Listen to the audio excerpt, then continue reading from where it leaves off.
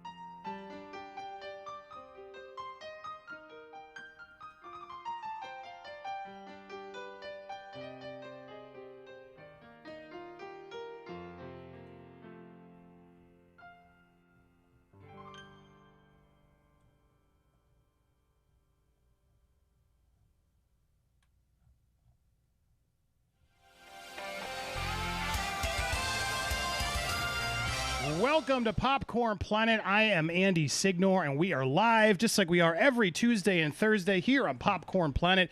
Thanks to so many amazing people in the chat. Look, guys, I was ready to celebrate today. I even got my frozen fireworks ready for you. I have my frozen fireworks cocktail, my frozen Cheers mug, but it looks like that's not going to be enough booze for me tonight. I got to add some more aviation gin.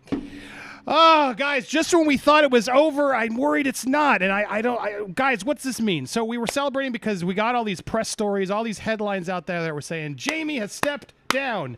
Jamie has stepped down. I was so excited because it looked like he actually stepped down. But it turns out there's provisions to that. He wants more things before he actually steps down. So I'm so happy because we have our legal expert. So happy to have him back on the show. Christopher Melcher is here. Christopher, how are you doing? Great, Andy. It's been a crazy day. I mean, so much happened just out of the blue. I mean, like many times in Britney's case. But we got the document. We can go through it. We've analyzed it. I've been on ABC Prime, ITV, Fox News, and USA Today, all about it. And now he's here on the most important network yet. No, I'm so happy. Christopher's out there doing the real thing. We should all thank him for being here. What a pro. I've been so impressed with his coverage, his civil, calm demeanor. He really knows how to go through all this correctly without us losing our, getting too emotional. That's important, guys. And so I want to make sure also I just plug you right away. Let's make sure we don't miss this plug right away. If you guys aren't already subscribed to Christopher Melcher's channel, The Law Live, mods, please send that out there. In fact, here it is, because we got a lot of people watching. There's Christopher's channel. Go subscribe to him, too. Show him some love because he's out there doing a lot of stuff, getting the word out on this and other cases, and I'm so excited to be working with him. Hope to have you on here more. We've been having a lot of fun. But, so Christopher, all right, so here's this. Actually, let me put this back. This was the headline today. This is the headline that's gone all over the media. Jamie Spears steps down. Britney, I was like, yes, she's won. A lot of people are like, yay, she's free. First of all, she's not free. She's not free. Even if he steps down, she's still in a conservatorship. We still got a lot more to figure out who's guilty, et cetera, et cetera. But the reality now, he didn't really step down, did he? We're going to go through this document more specifically, but the media is sort of jumping in and saying, yep, he's out, he's out, he's out. But the reality is you were sort of telling me as the legal document was finally coming out there, because we were just getting little chunks and headlines. As you got the actual legal documents, Christopher, the reality is this is a bit more complicated still, correct? There are conditions to his exit currently. Is that correct? That's right. When it came out this afternoon, we all thought Jamie resigns, he's out. But much like Jamie has done with every video, case. If I keep turning your video off, it just means I don't know why we have a bug on your. Just start and stop it when I do that, so we can see you properly. As he restarts his video, here he comes. Yeah, it says it cannot start because the host has stopped it. You want me to log back on? Or oh, wait, there we go. Try now. Okay.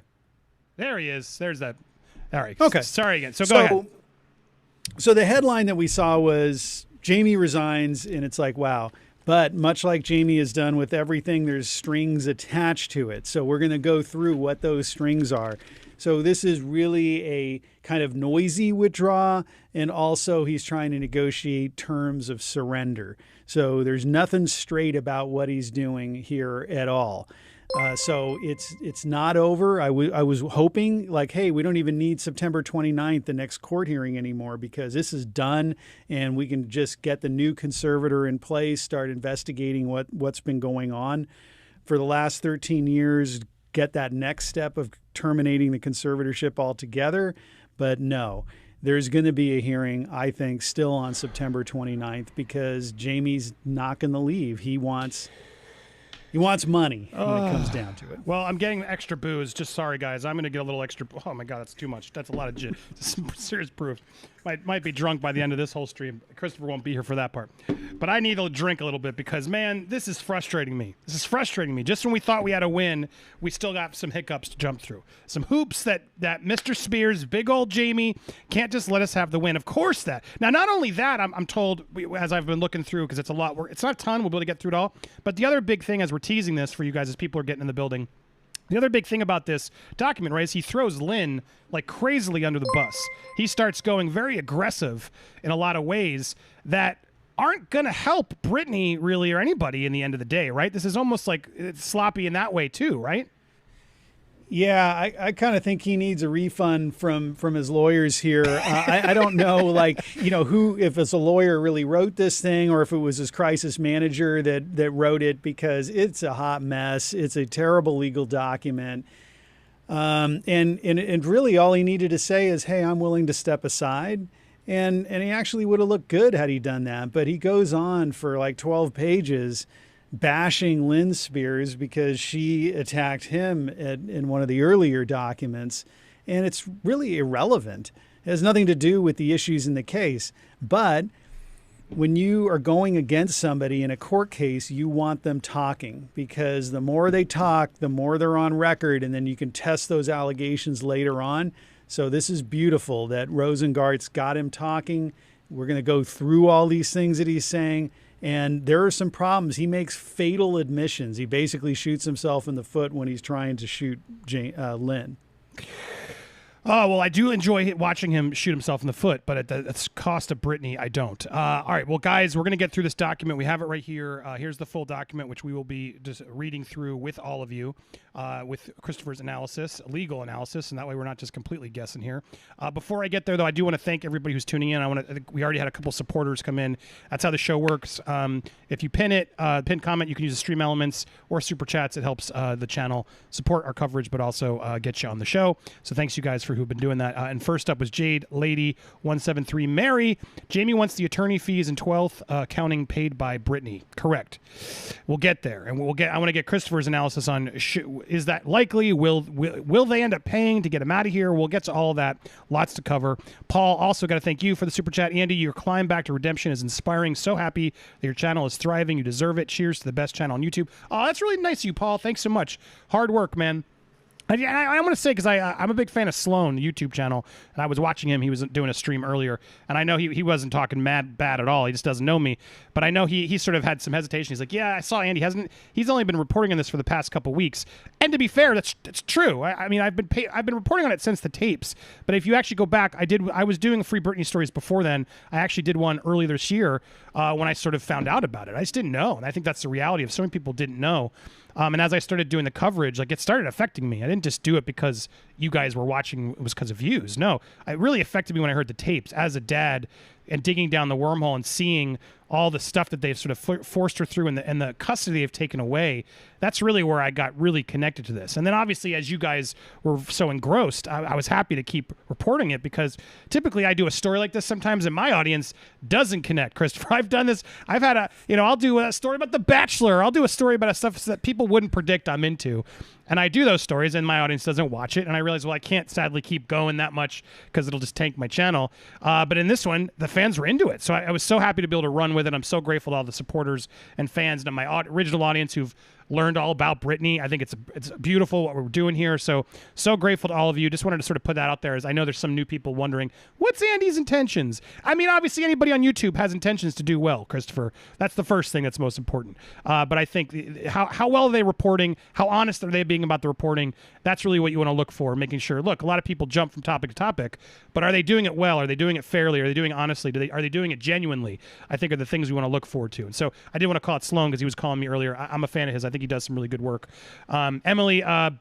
Emily Baker, also, I love her too, and she might be stopping in tonight. So we got a lot of fun guests and surprises potentially. All right, but let's not delay this any further. Let's get to this document, shall we, Christopher? I want to go through. Thank you, Matt. Also, real quick, you and Sloan would be spiffy on Free Britney anytime he wants to. No pressure.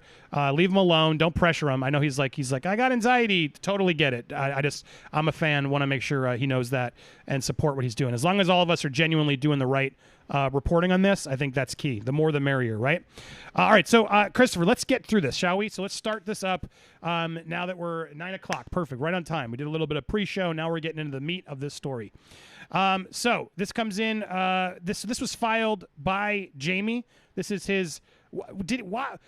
First, before we even get to it, why file this? Like, what's the reasoning behind sort of, do you think he decided to change his way and file this pretty early still?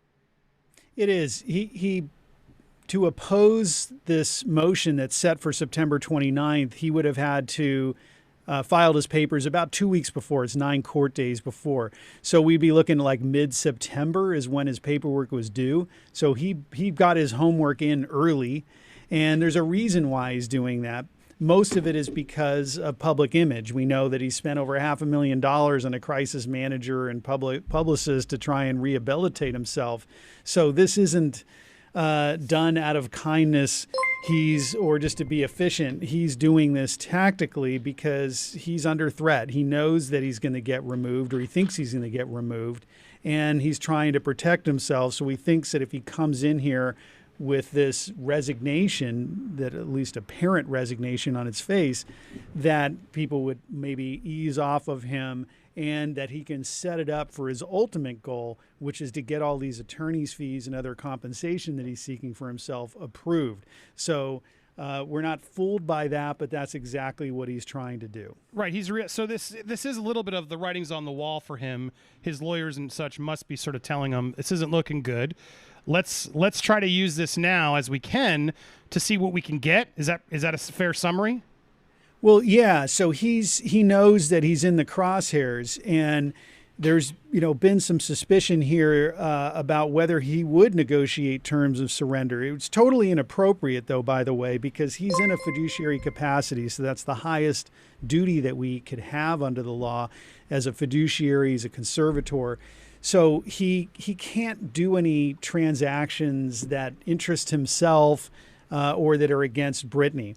But that's exactly what he's trying to do in this document. And even behind the scenes, he may be trying to get a release of all claims from Britney to say, hey, I'll step aside if you release me. And that's not a far-fetched thing, because it's exactly what happened with Andrew Wallet.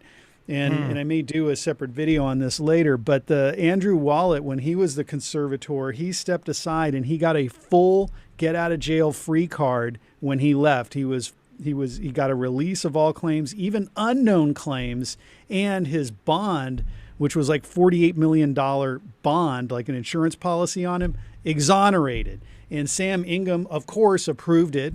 And the court, of course, approved it, which was completely irresponsible. And I got to think Jamie's trying to negotiate the same deal for himself.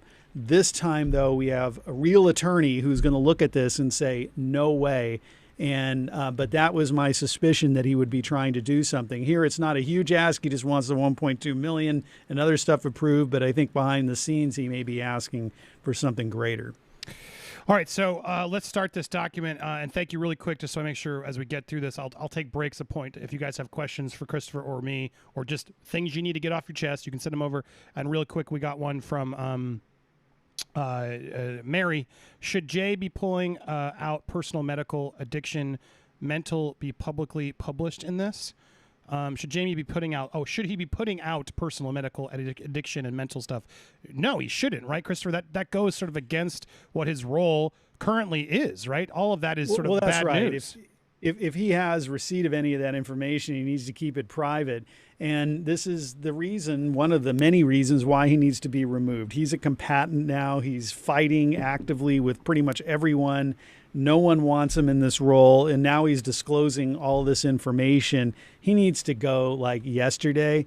So he's not doing himself any favors with his document. That's why I'm saying it's like the attorneys who wrote this for him, it's disgraceful because they ain't helping him. Well, and it's also weird because he just filed back saying, I'm not going anywhere, but I guess I will. Then the judge, which I'm looking at the judge a little harsher, because the judge is like, meh, not doing anything. But then Jamie himself's like, all right, you know what? I changed my mind. Yeah, I'm going to step. It's all so weird, isn't it? Why doesn't this make the judge look bad in a way too? If Jamie's already saying, you know what, fine, I'll step down. Yeah, I really don't get it. I don't understand. I'm trying to give the judge a benefit of the doubt. I know the courts are overworked. I know she has a lot of cases. I know everybody's case. If you had a case in Judge Penny's courtroom, you would say, this is the most important case in the world and you don't want it being continued. I get that. But Britney's case has got to be the most important case in terms of the magnitude of it, how long it's going on, the notoriety. I mean, come on, give Britney some help here. And we just don't see any action. So I'm kind of thinking that this court is inattentive or indecisive.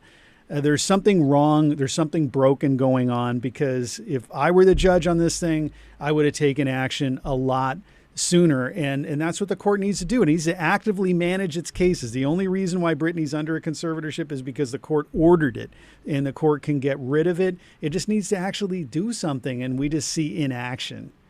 All right, so getting through this, help me, please take over when need be, because you've read this deeper. It's not super long, but should we? The introduction should I be reading this section, or can you give us a summaries of this? I mean, I would say really the first couple pages of this thing are all about how Jamie's saying, "I'm a great dad. I love my daughter. I'll always be her father."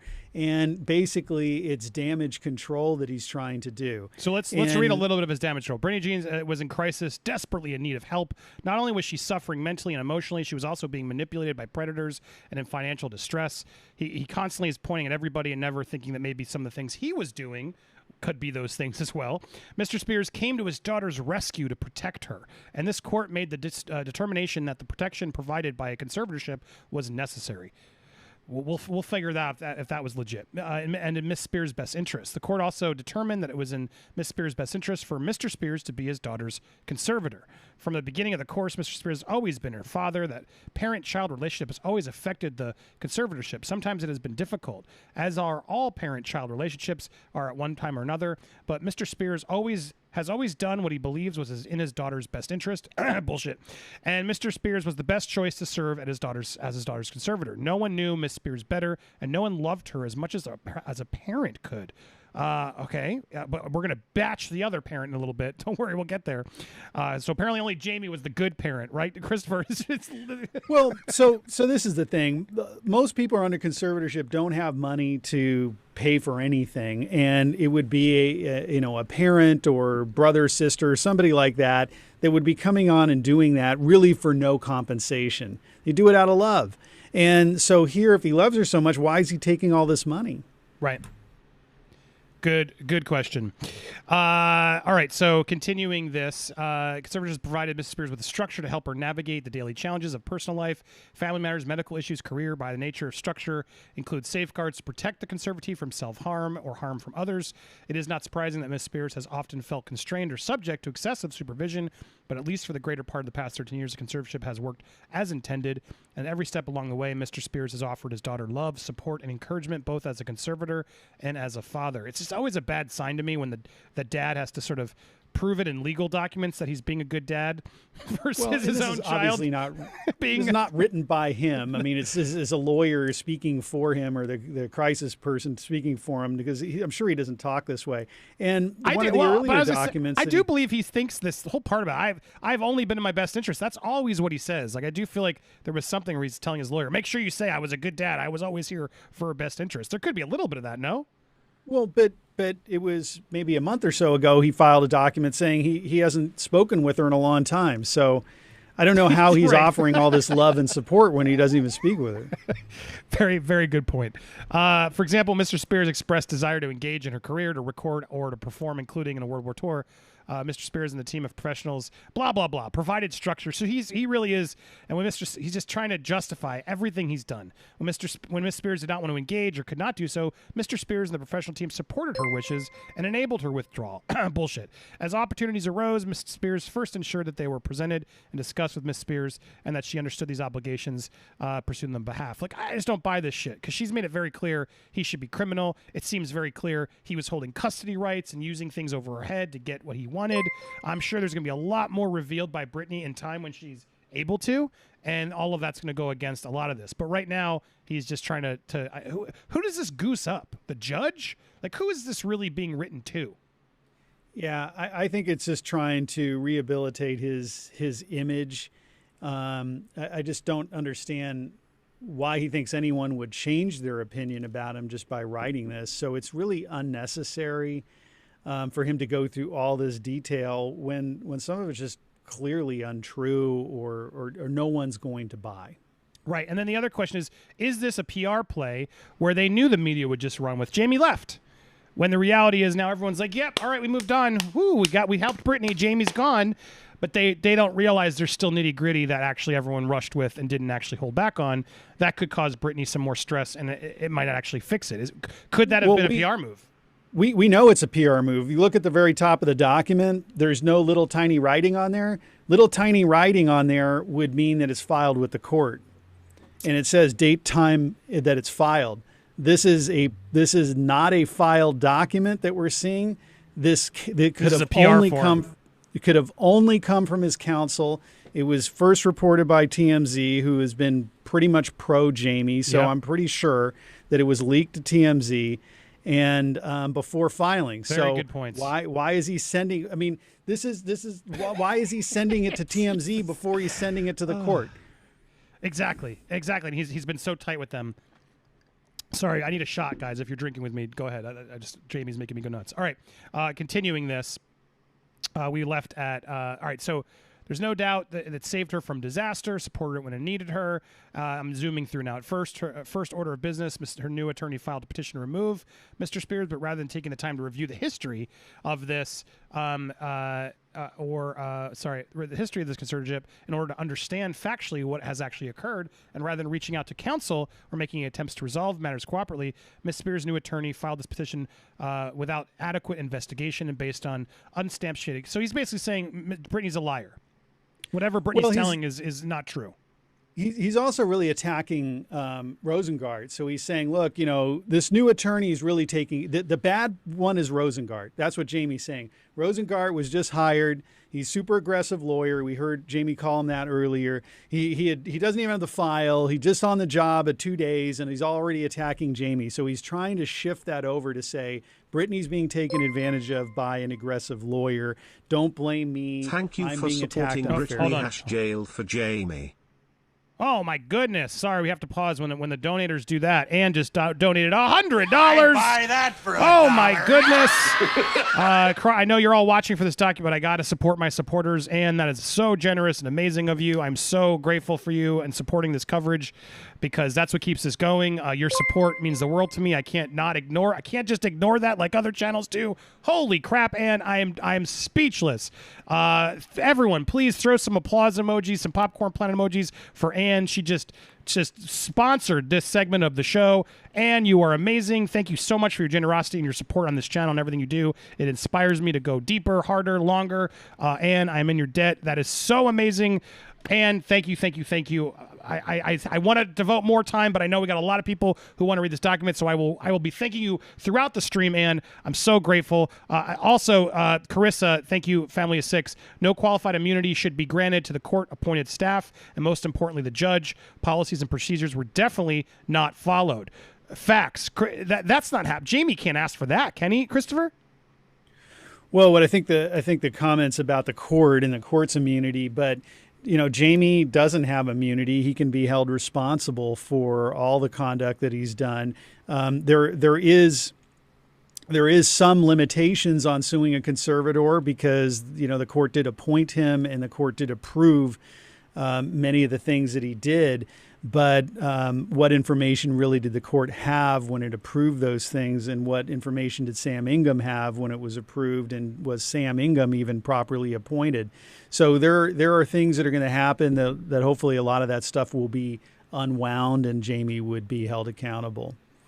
Interesting. All right. So thank you, everybody. I know there's a couple more. I'll get there in a second, but I don't want to keep us waiting. I want to get through this. And I know Christopher he can't stay as long. We have a little bit more time, but I want to make sure we get his time here used wisely. So there's no factual grounds for suspending or removing Mr. Spears as the conservator under probate section. It's highly debatable whether changing conservator's time would even be in Ms. Spears' best interest. There's a legal, it's like, well, there's no proof, so what are you doing? And we just have the person who is crazy under this saying, I'm crazy. Shouldn't we be looking more into these accusations is the card he's trying to play here, correct? Well, yeah, so this probate code section 2650 lists the grounds to remove a conservator. That could be like, misconduct, filing bankruptcy, incapacity. And so he's saying, well, I didn't do any of those things. But at the very bottom of 2650, it says, well, you can remove a conservator if it's in the best interest of the conservatee. And that's the one that Rosengart was pushing on, just saying it's clear that it's not in Brittany's best interest. So there are grounds under 2650. Without a doubt, even though he's denying that. Okay. This mandate for the court, as is Mr. Spears, is to act in the best interest of the conservatee. In order to do so, the court must have accurate and substantial facts, which it can rule. So again, this portion right here, he's just, again, sandbagging, trying to figure out ways. Well, there's no proof. There's no proof. Well, there isn't proof yet. I mean, that's the thing is Rosengart hasn't been on the job that long, so we filed the application to have Jamie removed. And what Jamie's saying kind of correctly here is that, hey, where's the evidence? Well, that evidence doesn't need to be presented in these papers necessarily. It could be presented at an evidentiary hearing on September 29th. So Rosengart can call witnesses and put in documents, move them into evidence at that hearing. And I anticipate that's his plan because there's just not enough time for him to get up to speed, attach all that stuff to his initial paperwork. Okay. And so moving forward this, because I want to make sure we get through some of this document with Christopher while he's here. The petition is flawed, relies on inaccurate declarations, including but not limited to declarations of Lynn Spears. So this is the portion now where he decides to throw Lynn Spears under the bus. Is that the safest headline here? Yeah, because Lynn came out against Jamie in the application to have Jamie removed. So now he's attacking back. And again, it wasn't necessary for him to do this. It just shows that Jamie's more embroiled in this controversy, can't get along with anyone. But he goes on. I mean, the majority of this document is actually attacking Lynn. Well, great. That I'm here for. Let's hear some of that because she's trying to play the good guy here, and I bet you there's a lot of guiltiness that Lynn's hoping he won't get through. All right, so a petition based on 3 sources: Miss Spears in court, Jody Montgomery, and Lynn Spears. However, all these sources contain inaccuracies, and so basically, Mr. Spears, Big Jamie, is using this PR document to basically attack them all and say they're all wrong. Is what he's doing here. This is all to save face. Lynn had little to any involvement in the conservatorship, let alone Miss Spears' life. For most of the 13 years that has been in place, the court cannot rely on the unsupported claims and speculation of someone whom Miss Spears has avoided speaking with most of her adult life. Despite this, Mr. Spears or other members of the team, professionals, often encouraged Miss Spears to speak with her mother with the hopes of repairing that relationship as Miss Spears obliged. I wonder, does he mention the time he abused his grandkids? Does he bring that part into it, Christopher? Yeah, I didn't find that in there. And again, he's not seeing the inconsistencies. He's saying, hey, Lynn hasn't talked to Brittany, so she's not qualified to say anything. Well, Jamie's not talking to Brittany. He says in his own words for a long time, so that wouldn't make him qualified either. So they're not spotting the obvious inconsistencies in their own document. Yeah, which is why did the lawyer let him do this? It almost feels like Jamie's out there demanding, I want defense on this. My name's getting in the mud. Both Jamie and Lynn seem to be doing that a lot. If they want to seem like they're not the bad guy. And so it seems like now we're really starting to see them sort of eat at each other, right? Yeah, they're definitely, like this particular document, I think is written for the press and the public more than for the court. But hey, it's going to be used against him. And it was just a dumb move in my view. It doesn't help him at all. All right, so let's get some of this tea. Despite, so he's saying... Despite this, so the court must question Lynn's testimony based on how little involvement she has throughout the conservatorship and lack of direct knowledge in many of these issues.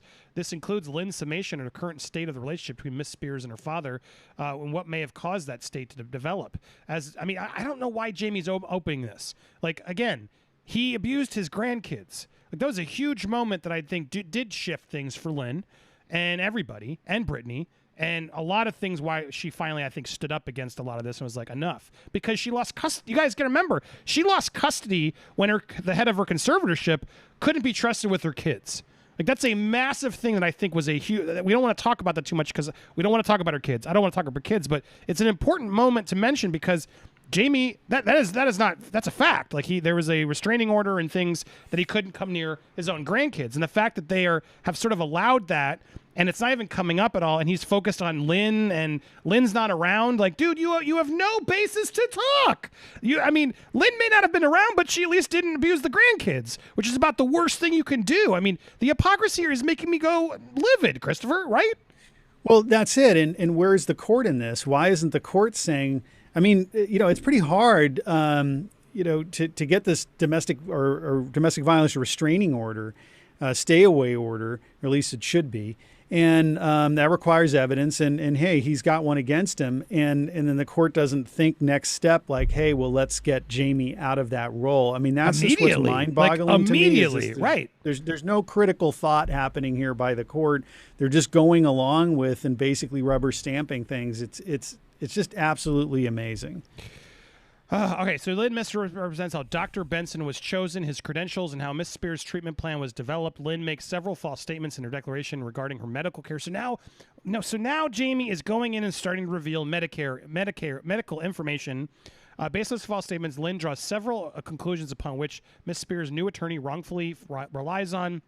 First, he's getting into the specifics. Falsely testifies that Mr. Spears had absolute control over Miss Spears' healthcare decisions during what she describes as the time of crisis, and then makes unfounded assertions.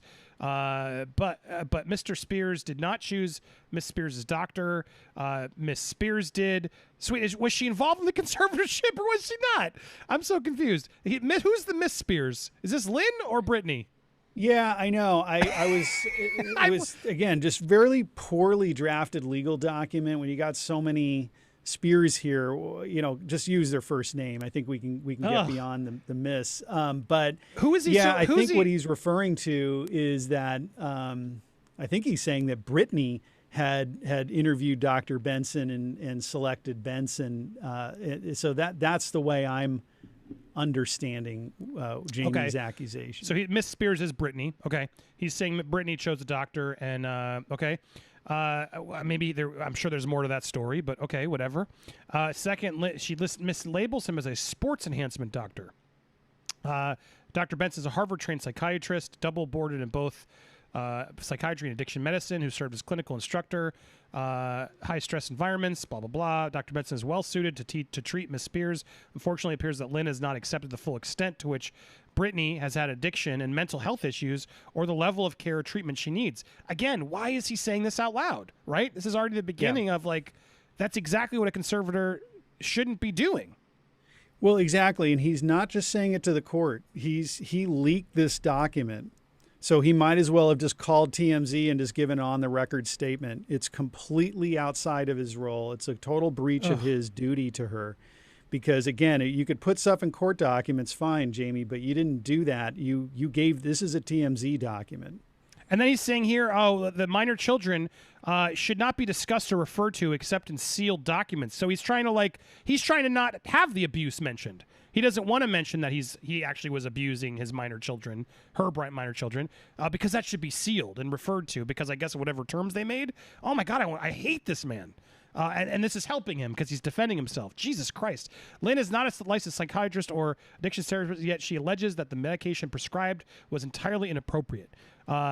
Miss Spears did not want to take the medicine, but the medicine was part of the carefully tailored treatment plan developed by Dr. Benson, Jody Montgomery, and other medical professionals. So wait, again, I thought he said he wasn't responsible for this period, but now he's defending what happened during this period. Christopher, can you enlighten me? Yeah, and he's saying he has all this detailed knowledge. So if you didn't have anything to do with it, then you would just say, like, I had nothing to do with it. I don't know anything. But he's saying, no. I know everything. I know who was involved.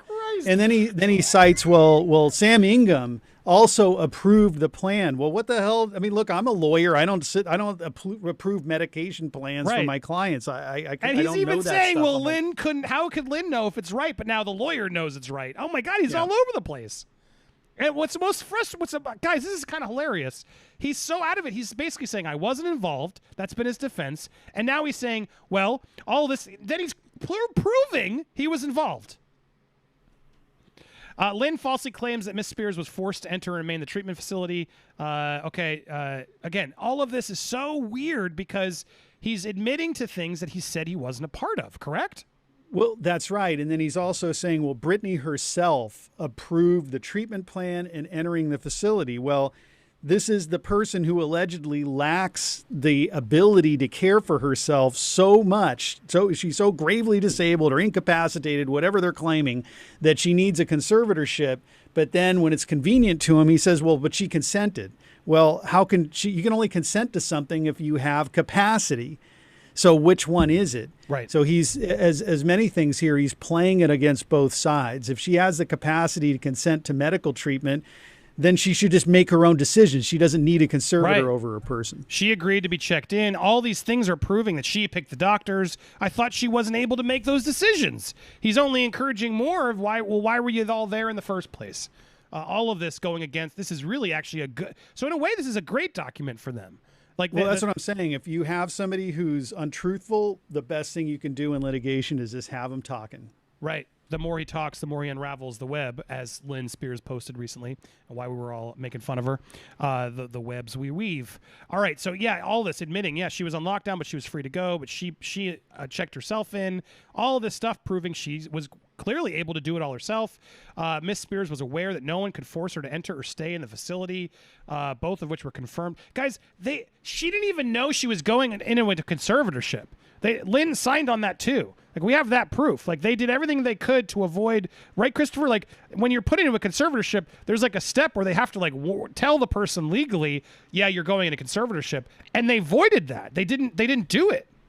They never gave her notice. February 1, 2008, when this started, there was no notice to Brittany at all, and her rights were taken away from her by the court without notice, and that was a complete violation of her rights. There's just, I mean, it's appalling. That right. Should never have Bill happened. Cosby just got out for something very similar, but because he confessed to something and then made a deal and got out. But it's like a similar thing where like that alone should be reason why the whole thing just gets shut down. You didn't even tell her. Yeah, there's no way that Brittany could have understood the deprivation of rights to consent to this, just like any of us could have understood that.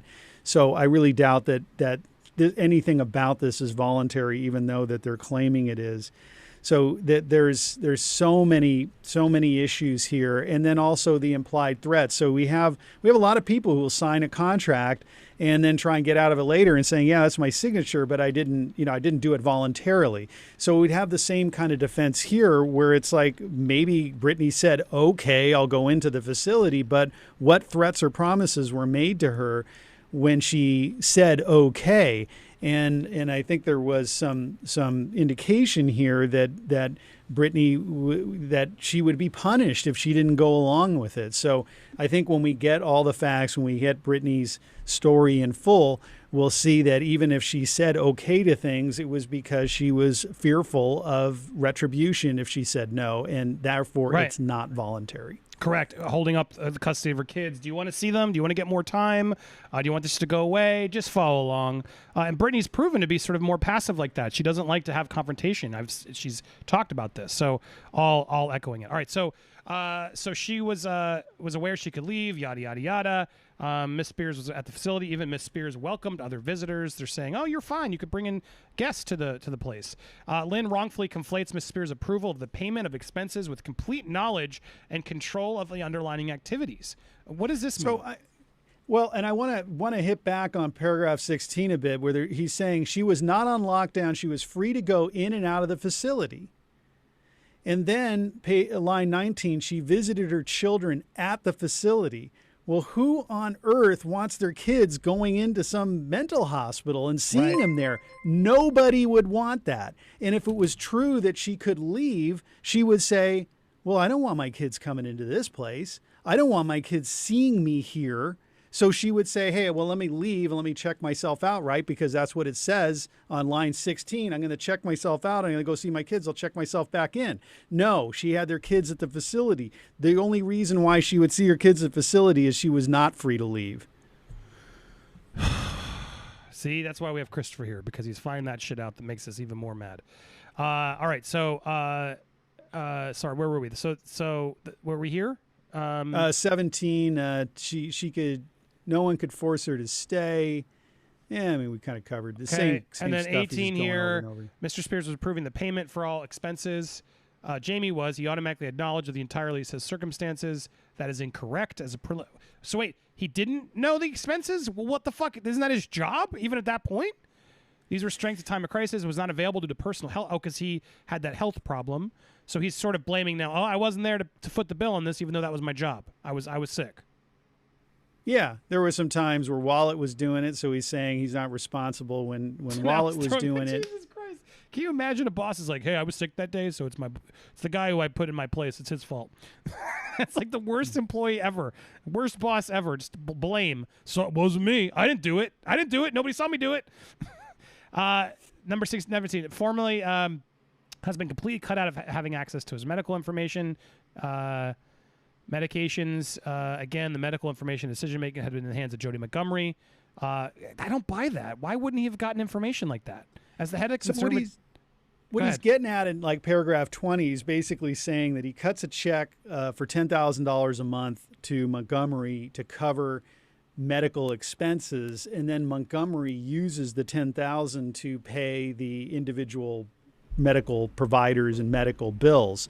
So Jamie's saying like, well, hey, you know, I don't see these bills. I just write a check for 10 grand. And if she needs more, she'll tell me I need more. And then I just write a check for that. So I don't know anything about it. That is complete nonsense. I would imagine mechanically that's how the bills are done. But Jamie is the conservator of the estate, meaning he's in charge of the money. So is he really saying, hey, I just sent blindly $10,000 a month to Montgomery, trusting her that she would actually spend that on medical bills. And if she ever called me up needing additional, like she said, hey, I need another 50, fine, here's another 50 grand. Well, that would be irresponsible. He would have to go through and say, well, why didn't the $10,000 a month cover it?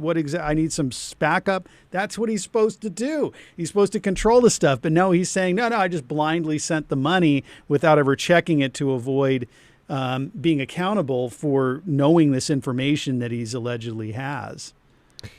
Okay, interesting. Let's see here. So we have, as discussed next, there is another reason why Lynn's argument equating payment with complete knowledge is wrong. Mr. Spears had to step away from handling due to the medical matters. Again, this is the time of crisis he keeps referring to, which Lynn is well aware. This is like such a weird divorce statement, right? It's just two exes who hate each other, just like a pissing match is really what we're witnessing here. And it's all while their daughter, it proves again, right? Like how scary this is for Brittany because her own parents are just having a pissing match while she's like fighting for her life. And they're like, yeah, there's no reason that you know, a relative needs to be involved in. I mean, there's enough money obviously in this estate. You could hire somebody who's competent, professional, honest, conflict-free. There's no reason why this guy should have ever been in this role. So, all right. So, Lynn wrongfully claims that Mr. Spears asserted absolutely microscopic control. I mean, we have proof of that through the videos and the documentaries and stuff. Again, this is not true and shows an ignorance of the facts. An early blah, blah, blah. Mr. Spears went to the He's so hung up on the time period. Like he forgets he's been there since 2008. Like, right? Or 2000. I don't understand why he's so hot. Well, in the past 2 years, I wasn't there. I was in a time of crisis. He like keeps using that as an excuse, right? Every time I've seen him do a document like this with his attorneys, every time he just focuses on those 2 years as if Lynn couldn't have been speaking about anything else, you know, prior. Yeah, he's fixated on undermining Lynn's credibility, but who cares? Even if Lynn is a liar and lied about everything she ever put in these court papers, we have a mountain of evidence outside of what Lynn's statement is. Right. So he's just, like you say, it's like fixated on an X and wanting to attack when it's not going to make any difference. Okay, so because I know we have you for another 10 or 15 minutes or whatever it is, fast forward for me on the most important parts here, Christopher. So the most important part is where he's saying that he's really not leaving. And where is that? That's where. So this is all more Lynn, and I'll come back and read the Lynn T when he leaves, because this is more just fun to read and not really legally important, but just shows how much of a monster he is. But go ahead, Christopher. Where do I need to go for the legal stuff? Here we go. So it's actually page 4, paragraph 8. So where he's saying in this is, look, I'm going to step down. Am I in the right spot? Down. This is it. So he's saying there's going to be a transition process where Jamie's going to leave right here, and new person, I guess Josh Rubin or whoever else is going to come in. Okay, fine. And he's saying that, but there's some pending issues such as the 12th account and final account. And he says, when those matters are resolved, I will be in a position to step aside. Well, the 12th account Judge is Penny the actions fall under judicial punishment categories for CA? Could she get disbarred? Good question, Brandy. I appreciate that. I'm going to get to it in a second. But Chris, go ahead. Sorry, Christopher, what were you saying? This is important, guys. it's a very cryptic reference here, but what Jamie's saying is like, hey, I need to transition my role over to new guy, and there's some pending stuff, and one of the pending stuff is the 12th account and final account, and once that's done, I will then step aside, meaning I won't until it's done. Well, what's the 12th account? $1.2 million in attorney's fees to his attorney, which includes $541,000 in media matters. And if you look at who billed on that, because I have checked that bill out, it's a non-attorney crisis manager at Holland and Knight that's putting a bulk of this time on a legal bill. So that's really inappropriate. An attorney can only charge for attorney time or paralegal time. You can't charge for non-attorney time, but there's $541,000 in non-attorney time on there for a crisis manager, and the crisis manager was serving Jamie to rehabilitate his image, and they want that paid for. That is completely inappropriate. That in and of itself is a reason to remove him. It's a self-interested transaction, only benefits him, and is actually adverse to Brittany. And that's what he's talking about on the 12th account. And also the final account, all of the compensation that he thinks is due. This is the conditional surrender. He's saying, if you pay all of my attorney's fees, so I'm not out anything, and pay all this compensation that I want, then I'll leave. Again, putting terms of surrender on this are also a breach of fiduciary duty. You can't do that when you're in this trusted role. You have to only act in the interest of Brittany. You cannot act in your own interest, but that's exactly what Jamie is doing. So this isn't a resignation. Rosengart will not accept that. And we're going to have a hearing on September 29th to get it done. Now, what do I think will happen? Yeah, I was exactly what you read my mind. we have a weak judge. And so sometimes judges will want to split the baby and make everybody happy. You know, it's just like giving out candy. It's like everybody gets a piece. So unfortunately, what might occur is the judge might say, okay, Mr. Spears, you're relieved. And, oh, yeah, let's approve these bills. And I hope Rosengart loses his mind and says, Judge, you better not do that, because these are been objected to. They need to be investigated. And whether his attorney gets paid has nothing to do with whether he should be removed. Those are two separate issues. We can have the 12th account done later. Let's get rid of Jamie now. I'm sure Rosengart's going to be all over that. And then the final little tweak on that is that there's a reference in some court papers that Jamie has a $47 million bond on him. And maybe that's the only good thing that the court did is insist on that. It's a huge insurance policy against malfeasance, meaning misconduct by Jamie in office as a conservator. I am hoping Rosengart says, do not exonerate or release that bond, because Brittany needs that money, that pot of money, to go after the bond company for all the things that she claims that Jamie did to her, because who knows if Jamie has that money anymore. He may have spent it, hid it, given away. We don't know. But the bond company has it, and I would hate to be that bond company right now, because they could be writing a huge check. Wow, that's fascinating, and that's important. So that's the most important part here, because this little part he's adding on is so awful. It's so awful because it's a little line, and that's why everyone ignored it, and sort of the headlines got what it is.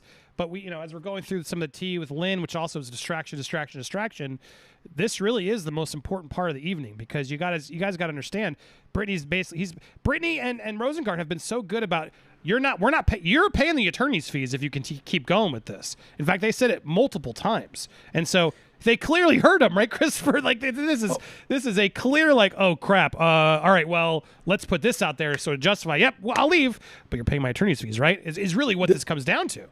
They're going to stick him. They're going to stick him with a huge bill, and then hopefully Holland and Knight sues Jamie to get their money from him. Now, the other part of it is on page 10, paragraph 30.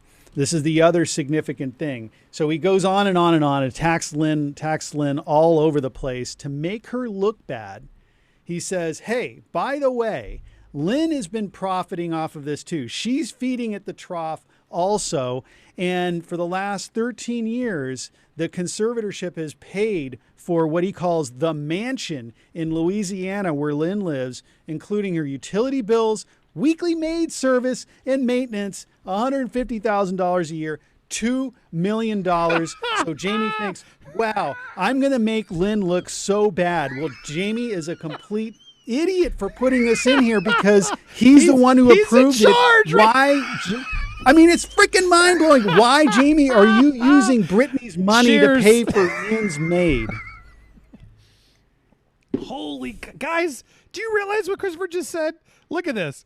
It appears Lynn is the one who's incapable of putting her daughter's interests ahead of her. Lynn has been not involved in her daughter's life, but despite this strange relationship, the conservator estate during the entire duration of the conservatorship, which Jamie was in control of and doling the money out, has paid and continues to pay for the mansion in Louisiana where she lives, including all of her utility bills, weekly maid, all maintenance, totaling up to $150,000, nearly $2 million total. I need to make a separate video on this because he literally just admitted to the corruption that Free Britney, all of us have been calling for so long.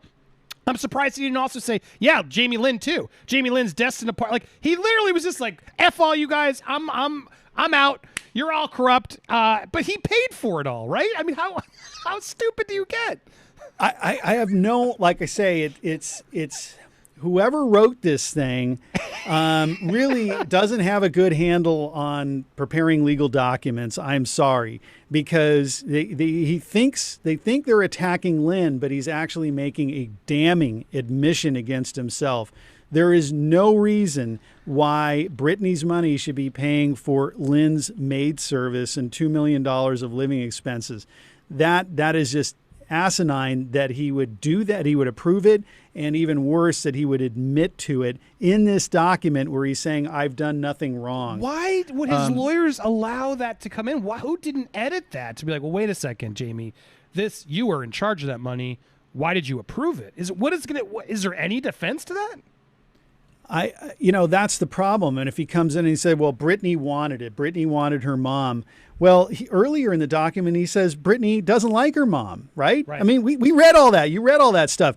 Brittany doesn't like her mom. Brittany's not a good mom. Well, why would Brittany then want her mom to get $2 million in living expenses? So again, another inconsistency. Somebody didn't read this document too well. I just, like I say, it's just mind-boggling, but hey, I'll take it. I love the admissions in here. This is so sloppy. It's going to come back to hurt him. I mean, we just need a judge now to look at, we all seen this stuff. We all know this stuff. We need the judge. Please, please, please put your thinking cap on. Look at this. See what's going on. Stop being fooled by this and take some action.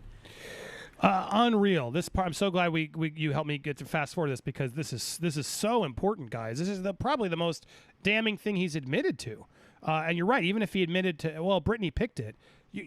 I thought Brittany didn't want her. I thought Brittany hated her. Brittany hates both of them. I think that's why she said her whole family should be in jail.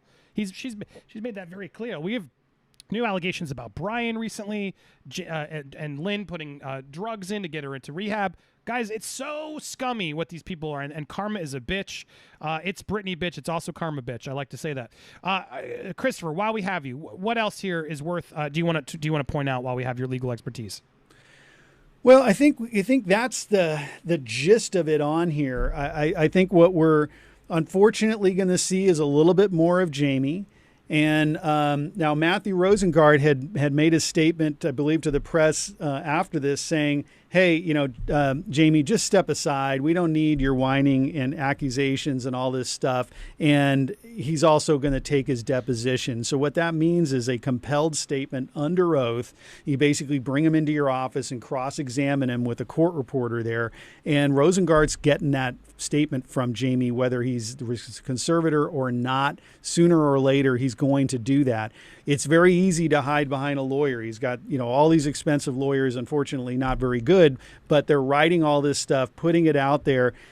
This isn't Jamie at the word processor. Somebody else is doing it. But when you get Jamie in the deposition, in the office, under oath, he can't hide anymore. It's in his own words. So he's going to be examined brutally, I would think, by Rosengart, and that's what the recent statement said. Right, because say he wants that deposition, which is awesome to get all this, because again, like you said, if you want the liar to talk. as much as possible to keep creating inconsistencies to help the case. And guys, sadly, Christopher's got to go, and I appreciate his time. We're going to plug him again and everything, and we're going to keep going through this document because there's more tea to go through Lynn. So don't go anywhere. But I love this little part too.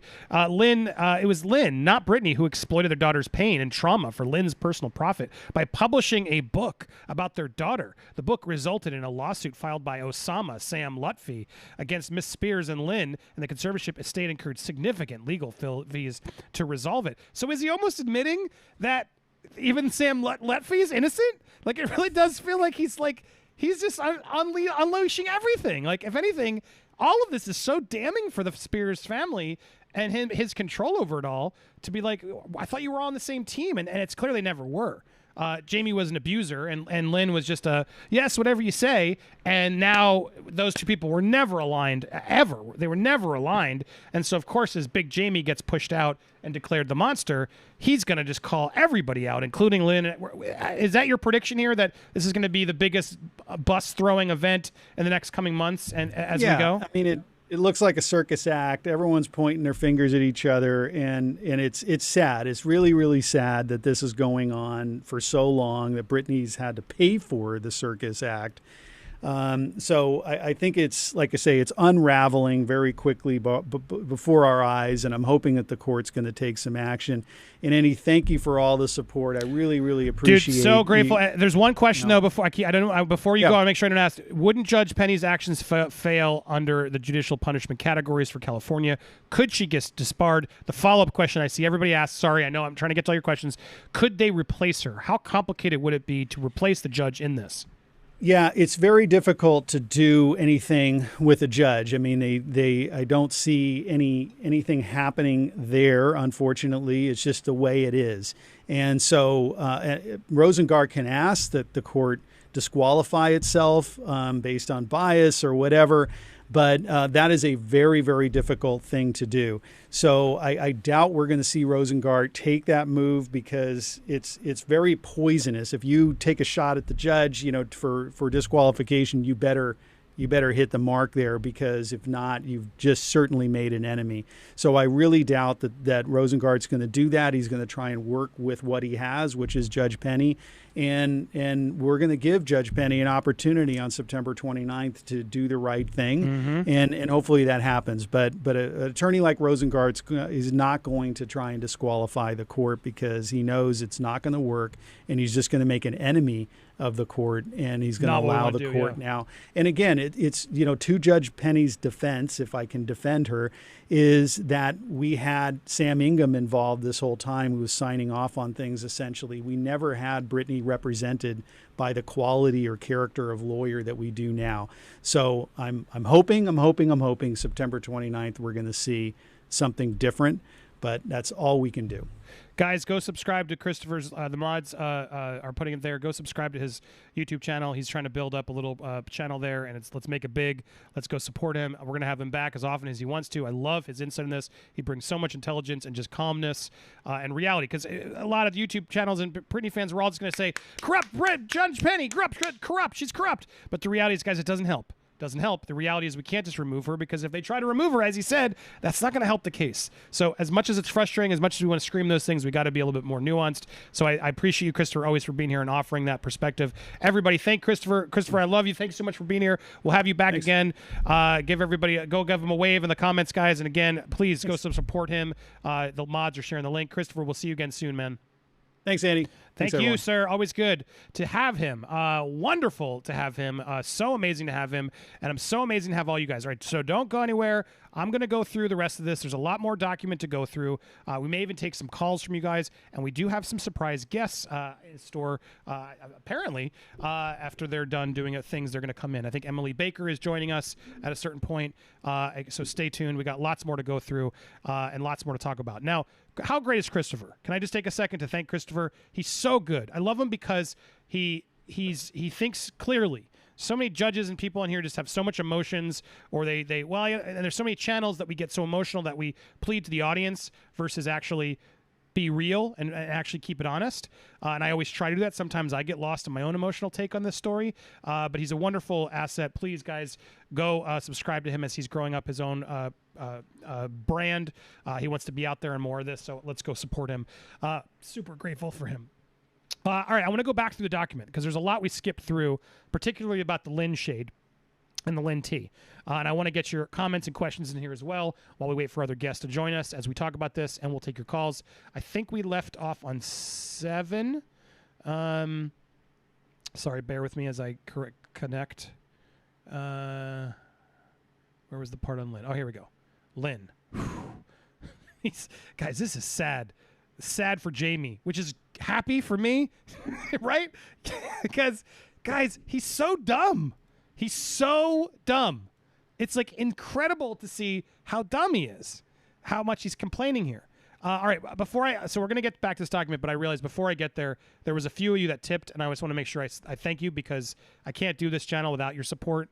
YouTube's support obviously is important, but I'm still not at the high level of everyone else. When you guys support directly, independently, it keeps this channel funded and going. So I got to just give me a minute to thank all the this commercial break as I thank everyone who's donated. Really quickly, I feel like Sky Forest, thank you for becoming a member. I hope you're still here, Sky. Really, really appreciate you becoming a member. It helps this channel a lot. If you guys hit that join button, you get a lot of perks. I think you get to avoid the slow chat. When I have over 1,000 people in here, I turn on that slow mode, which makes you have to wait 20 seconds so that way I'm not just bogged and I can actually try to read. But I think the members get priority along with other things and free. There's a free Britney emoji, guys. If you're a member, throw the free Britney emoji there so you guys can show that support. But thank you for becoming a member. Lots more in store. Members only exclusives. On my main page, there's a bunch of members only videos. I try and give you several a week so you guys get a bonus, and it just funds this channel. So thank you guys so much for that dedication. And so also we had, really quickly as I'm going through catching up, Miguel, crazy without a doctor or physician's name penned to her diagnosis that she's been in this 13-year temporary nightmare. I mean, that's really when I realized that and I did the research, I was like, holy crap, this is awful. You're spot on, Miguel. It's so sad. It's so effed up. And that's why it's important we do this story. Heather Higgs, thank you, Heather. I need you, Sloan, BJ, surprise witness, Emily, and Christopher all in a stream. It would be Free Britney Dream. Love you, Andy. Look, I'm working on it. That's always what I've been. I've been a YouTuber for a while. I've done a lot of popular things. You may have watched my show Honest Trailers back in the day. I've worked with a lot of YouTubers. I'm always all about trying to make those epic, fun collabs so we can help each other. And I feel like everyone you just listed, those are ones I've already looked up to and inspired by because I'm like, they are crushing it here. If I can be anywhere near their level, I will be so ecstatic because they're doing awesome stuff out there. And I'm so surprised Witness has already been here. So BJ is great. Hope to have her back. I talked to Sloan. Hope to have him in. Yeah, Emily is going to come tonight. So stay tuned. We're working on it. So I appreciate all you guys. And then Emil, thank you, Emil. Thank you so much for Christopher Melcher for your contribution. Andy, thank you so much for your genuine coverage. Brittany, loving your channels. Well, I love you. Thank you so much for being here. Appreciate your support. And then we got you, Charissa, earlier. Thank you for that one. About the policies not being followed. It's true. If court found neglect, why does it leave Saint of Calible of California liable? So why is it? Sorry, if you were trying to fit it all in. I think if court is found negligent, does that leave the state of California liable to money to Brit? Well, it sounds like that bond is something that really can come into play, and I'm so glad Christopher revealed that. I didn't know that part. But the fact that Jamie has a bond against him of that amount of money, and hopefully Rosengart knows that and protects that at all costs, so that way no matter what happens, Brittany can still get money from that bond to help move forward. So hopefully. Look, everyone wants to call the court neglect and go after Judge Penny. I've done it too. The reality is we need real proof of it. Not just our frustration that they're lazy judges. Incompetent judges doesn't mean they're corrupt. They could be corrupt, but it's really hard to prove a corrupt judge. And so you got to really, if you're going to take that shot, you can't miss. Otherwise, you're screwed. So everyone wants to say what you want. I'm just very careful now of saying that because I realize it's more complicated. We have to have actual proof of that. I know why we all say it. I feel it. But we got to be a little bit more rational in that. Mary, thank you again. If court is found, we did that one. Thank you. Thank you, Allison. Also, if Brittany had pets entering the conservatorship, what happened to the pets? Just wondering. Yeah, she wasn't allowed to. I read something in one of those documents that they they removed her pets. She wasn't allowed to have them, sadly, which is awful. Those pets are like children. So yeah, they removed those too, Allison. It's heartbreaking. Brittany as well. Thank you, Christopher and Andy, for keeping us informed. Thank you for watching, Brittany. Sorry, almost there. Brandy, we got you. I got you in right at the end there. And then Anime. Thank you, Anime, for becoming a member. So grateful for you joining the stream here. Who was it that became a producer earlier? I was going to thank you earlier. Someone re-upped as a producer. Mods, are you able to remind me? So I totally spaced. I'm so sorry. If you did it, can you please drop a quote so I can thank you? I saw someone upgrade a producer today who had been a member, and that's a higher level. So very grateful for you for doing that. And I just got lost as Christopher was talking because I knew he was on a time crunch. So my apologies, producer level person who added. Let me know if you're there so I can thank you profusely. Carberry Ramirez also said Jason Trawick was part of Britney's team and later became her fiance and became part of the conservatorship. Have you found much on him? That is a fantastic question. And chat, I implore you, can you tell me more about Jason Trawick? Because I've been trying to learn everything else so much. Oh, good. Steph's here to help me. I've been trying to learn so much about everything. Jason's been one part I have not even attempted to learn about because I just haven't had time. But he's on my list of things to get to at some point. So if anybody has interest on Jason, I'm very curious because I know he was part of things, but is he guilty of sort of more nefarious things is what I'm trying to figure out. So if anybody out there knows, let me know. Carby, I'm sorry, I don't know. So I appreciate that. And then real quick, Paula MC. Thank you, Paula, for becoming a member. Welcome to this Popcorn Planet family. You are now a Popcorn Planeteer. Woohoo! And so happy to have one of my favorite Popcorn Planeteers, Steph, the Alter Nerd, is here. What's up, Steph? Hey up, everyone. How's it going? I'm not doing too bad. Feeling much better today now. How are you doing? Good. I'm doing great. Just so everyone knows, for all the new viewers, Steph is quiet because she's in the UK. Sorry, and her partner is all sleeping. You got to be quiet because she'll wake everybody up, and so she has to talk a little bit more in her ASMR voice. So if you're like, "Who's this weird girl talking all quiet?" That's what it is. But Steph is the best. Steph is one of my best. How are you doing, Steph? Thank you for being here. Oh, thank you for inviting me. What time is it? You look tired. You're like, Andy needs me. I'm coming in. It's 3 o'clock in the morning. Ah, that's dedication. She's the best, huh, guys? She deserves a massive plug because she's been doing such hard work. I love people who do the grind and put in the work. And Steph does it, guys. And if you want to see like fun videos, go support Steph the Alter Nerd. We got so many people watching. She already finally got past her 1,000 subs, which was massive, Steph. Congrats. But now she's got to get her watch time, which is a whole nother beast of YouTube, how they make everything so hard. But now she's got to get her watch time hours up. So go check out some of her. Is Britney Spears free yet? Britney starred in Dukes of Hazzard? Oh, yeah. I love this. So go support a wonderful woman over on YouTube. Get some cool videos and show her some support because it helps. May I also add that I also did a video on the ethics of Britney's conservatorship that's on there, and also as well a video on Britney Spears. She nearly was in The Notebook as well.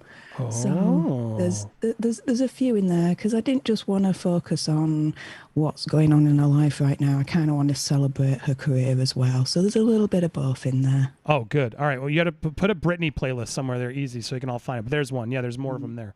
But awesome content. She's awesome to listen to. Does her research. She's the best. So go check it out. And free Britney. All right. So speaking of free Britney, Steph, I know you've been getting into this to me. You've been helping me with all of my with some of the research and coverage. You know what we're doing here. You were watching as well. How depressing is this document from Jamie? I mean, I guess it's encouraging in a weird way, right? It's encouraging because he's a freaking idiot. But any quick thoughts before we jump back into this? Well, he's kind of shot himself in the foot, it sounds like. I'm not illegal, don't get me wrong, but just from a normie. Yeah, he shot himself in the foot. He's an absolute idiot. Chris is right in the sense of whoever his lawyer is that's written this, it's an idiot. To be retested because damn.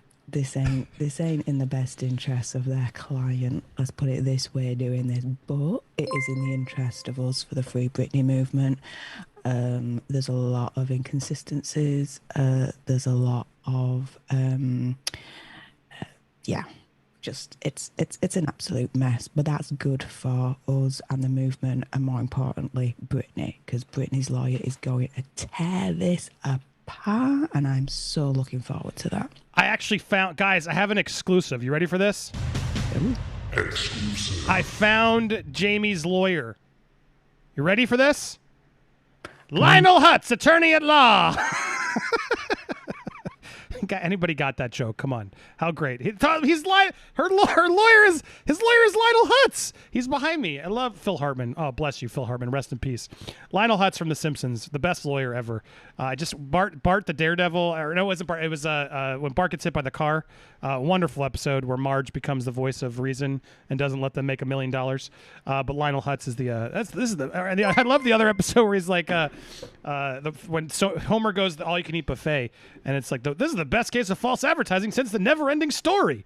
Always loved that. I'm a huge Simpson fan, so I love my Lionel Hutz. But right, guys, am I right? Anybody else feel like Lionel Hutz is clearly Jamie's lawyer? Because I mean, who the hell else would be doing this? Oh my gosh! Oh, and there it was. Yes, it was you, Paul. Thank you, Paul. You get a Bixby Snyder. It was Paul Campbell. Bravo, Paul. Andy, it was I who became a producer. Happy to support this great channel and be part of the family. Cheers. Paul, I love you. Thank you so much. I saw that. I meant to call you out. Steph can attest. I have a bad short-term memory sometimes. I'm not the best organized. So I forget sometimes. I try to do 100 things at once. Paul, but I remembered. I knew there was something, and you were it, Paul. So thank you. So some planets in the air for Paul for being an amazingly generous supporter of this channel. And Allison, we're going to get back to the document in a second, but we're just taking a break, guys. Allison Hoffman, oh, heck no. Britney deserves to be free and have as many dogs as she wants. Heck, she earned a whole zoo. Am I right? It's like that Matt Damon movie. We bought a zoo. You're right. She deserves to buy a zoo. I mean, Michael Jackson had a zoo. He had a whole amusement park. Britney should have had probably close to. She had enough money to make a zoo. Depressing. She still will. Yeah. She's building a koi pond, guys. I think it is. Robin Redbreast. What's up, Robin? $5 for that. Ha ha ha. Lionel Hutz. Yay! She got it. See, I like somebody who knows a good Lionel Hutz reference. You're in my club then, Robin. You're allowed in if you know that. Anybody's that's the secret entrance. My fiance, when I met her, one of the selling points when I was like seeing, because it was I was still like, do I want to be in a relationship right away? Is this wise for me after everything I'd been through, Steph? One of the things that she said that I fell in love with, she's like, I'm reintroducing my daughter to all the Simpsons episodes, and I was like. I was like, yes! I had like one of those like where the cartoon animal hearts came out. But yeah, I was like, oh my God, you're introducing your daughter to all this. You're rewatching all the Simpsons for your daughter. Sign me up. Anyway, Robin, good for you. Lionel Hutz was the best. All right, Steph, let's go through the rest of this document and read some of this Lynn T, shall we? The Lynn T. So, all right. All right, so I think we were out here to this was when she's saying Miss Spears was not forced by Dr. Benson or anyone else to treatment center, nor was she threatened with punishment. Do you believe anything he says? Not a chance. I don't know who he thinks this is for, but like was he and like his lawyers like in a big room like, make sure you put that one in. Yeah, that's gonna get him. Yeah, it's like Mr. Burns at like the film festival. He thought he was gonna win the document. It's like I don't understand what he thought. Who's buying this? I don't get it. Andy, it's the courts. It's the judge that's buying this ultimately, and they're the most important. Well, I say the most important decision makers out of the whole lot. As long as he has them on side, he's going to be absolutely golden. It's disgusting to say, I know, but yeah. It's so disgusting. You know what's not disgusting? Sorry, there was one more I forgot about. It's not disgusting is Trisha. I forgot to mention you earlier. My ADD lost me. She sent a very generous donation of $60. Oh my God. I just hearted you back through the Cash App for your great job on Free Britney. I'm just speechless when people are supporting this channel the way they are, because that's how we can do this. That's why I can break it as quick. I'm giving you as much as we can because I try to do this as my job, and you guys pay directly to do it. Independent journalism doesn't get paid the same as the big guys, so we can't do it without your support. So grateful for you. Thank you so much, Trisha. That was so generous. I tweeted you or texted you earlier, but I want to make sure I thanked you on the show. But how much crazy is this love tonight, Steph? It's so wild. It's so important. It's so nice to see, isn't it? It is so wonderful. I've been watching this stream since it started, and I'm so grateful and thankful to literally everyone that's liked, commented, shared, donated. Believe us when we say every time you do that, it is greatly appreciated. So thank you to everyone, because Andy deserves it all. Oh, and speaking of which, thank you for that amazing thing. But I forgot. I want to mention before everyone leaves, we have updated the store. There's some new shirts, and finally, Brian has installed the free Britney shirts are there. Now, before everyone's like, "Oh my God, Andy, you're cashing in this." No. As you'll see here, proceeds of this go to the Tampa Bay Crisis Center, which is a near and dear organization in my heart. We've raised money for them before. We did it through suicide. No, it was assault. What was it? The Domestic Violence Month in April. We gave money to them for that month.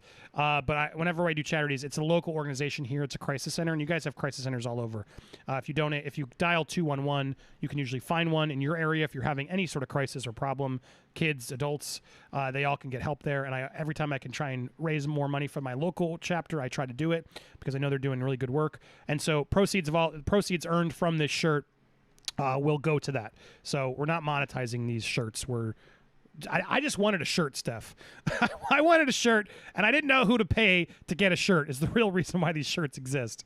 And so now we have a bunch of shirts. There's a bunch of different colors. There's some female sizes that my man Brian just quickly whipped up an awesome little logo. There's a couple of them. We were working on a Believe Britney. I think that's coming still, but he didn't get that done in time.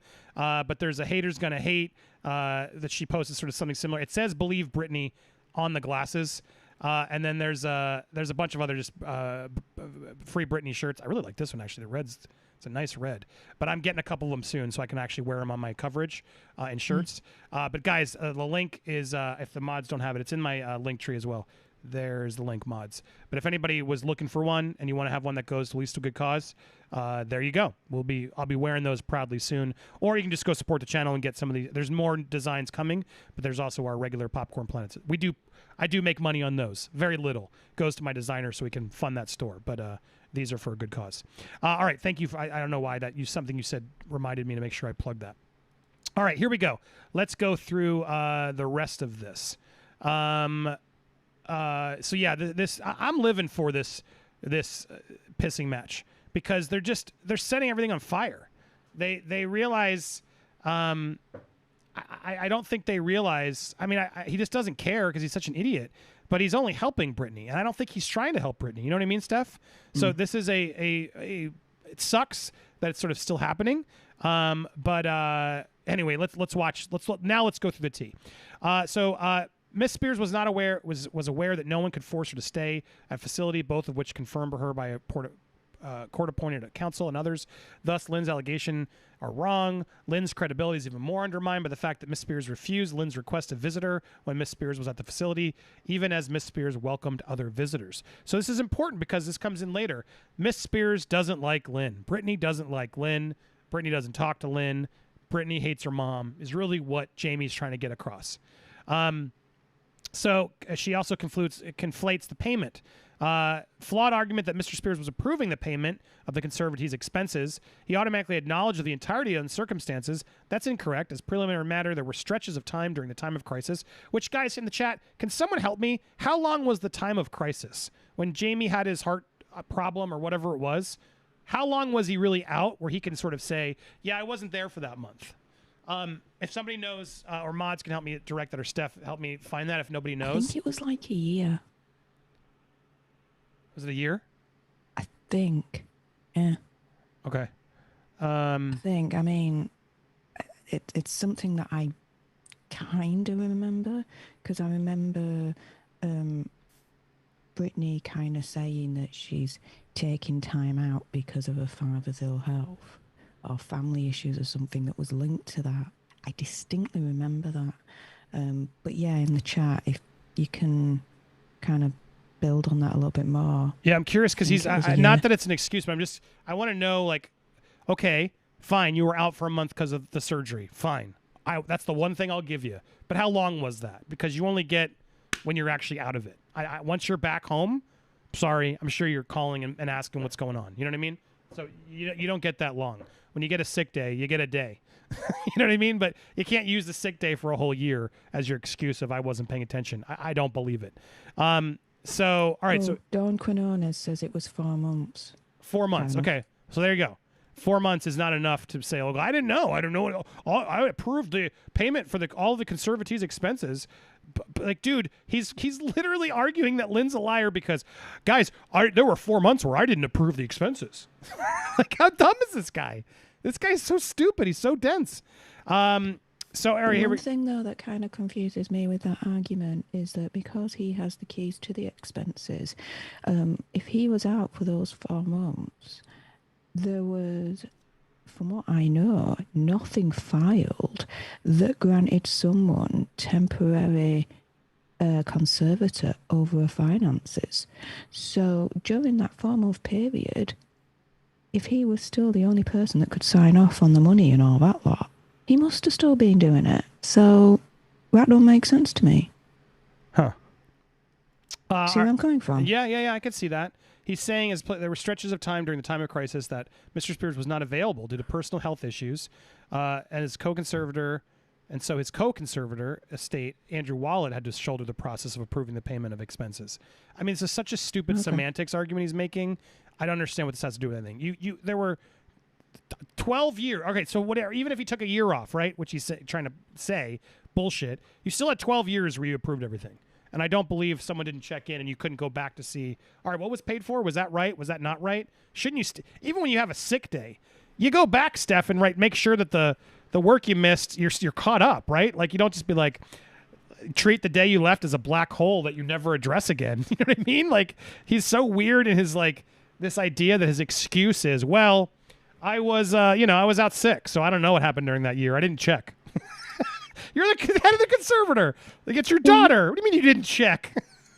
If anything, what he's doing is he's admitting negligence. Yeah. Those 4 months, like, dude, like, you're either a good conservator or you're not. Now we know you're not. We know you're evil as shiz, allegedly. But yeah. It's weird. Everybody's, and it always happens. Just can the chat help me when people are saying Steph is mumbling? I told you guys it's late. She can't speak loudly, but I don't care because I want her here and I can hear her just fine. It's an ASMR voice. Think of it like this: help you go to sleep late because it's late. We can both do it, but just enjoy what she's saying because it's important. And she's my friend, so shut up. You know. Oh, thank you. All right, here we go. So just quit complaining. If you see somebody complaining, just tell them to stop complaining. It is what it is. Okay, Allison. Okay, Andy. Time for bed. I'm gonna dream for the day. Brittany gets to have a dream farm. Good dream. Enjoy that dream. Enjoy your dreams. Come back. Watch the rest of the stream later. We appreciate you, Allison, for being here and your support. Very generous. Thank you so much for watching. Sweet dreams, Allison. All right, we still have more show to go through though. Let's go through this. So, as of September, Mr. Spears had formally been completely cut out of having access to Miss Spears' medical information, medical treatment, or medications. The lone exception being COVID protocol information necessary for Miss Spears' travel. Okay. Again, that medical information decision-making had been in the hands of Jody Montgomery and the medical team. Okay, but that was still a year. That was 1 year. I don't believe the problems that Brittany's been having was only through a year.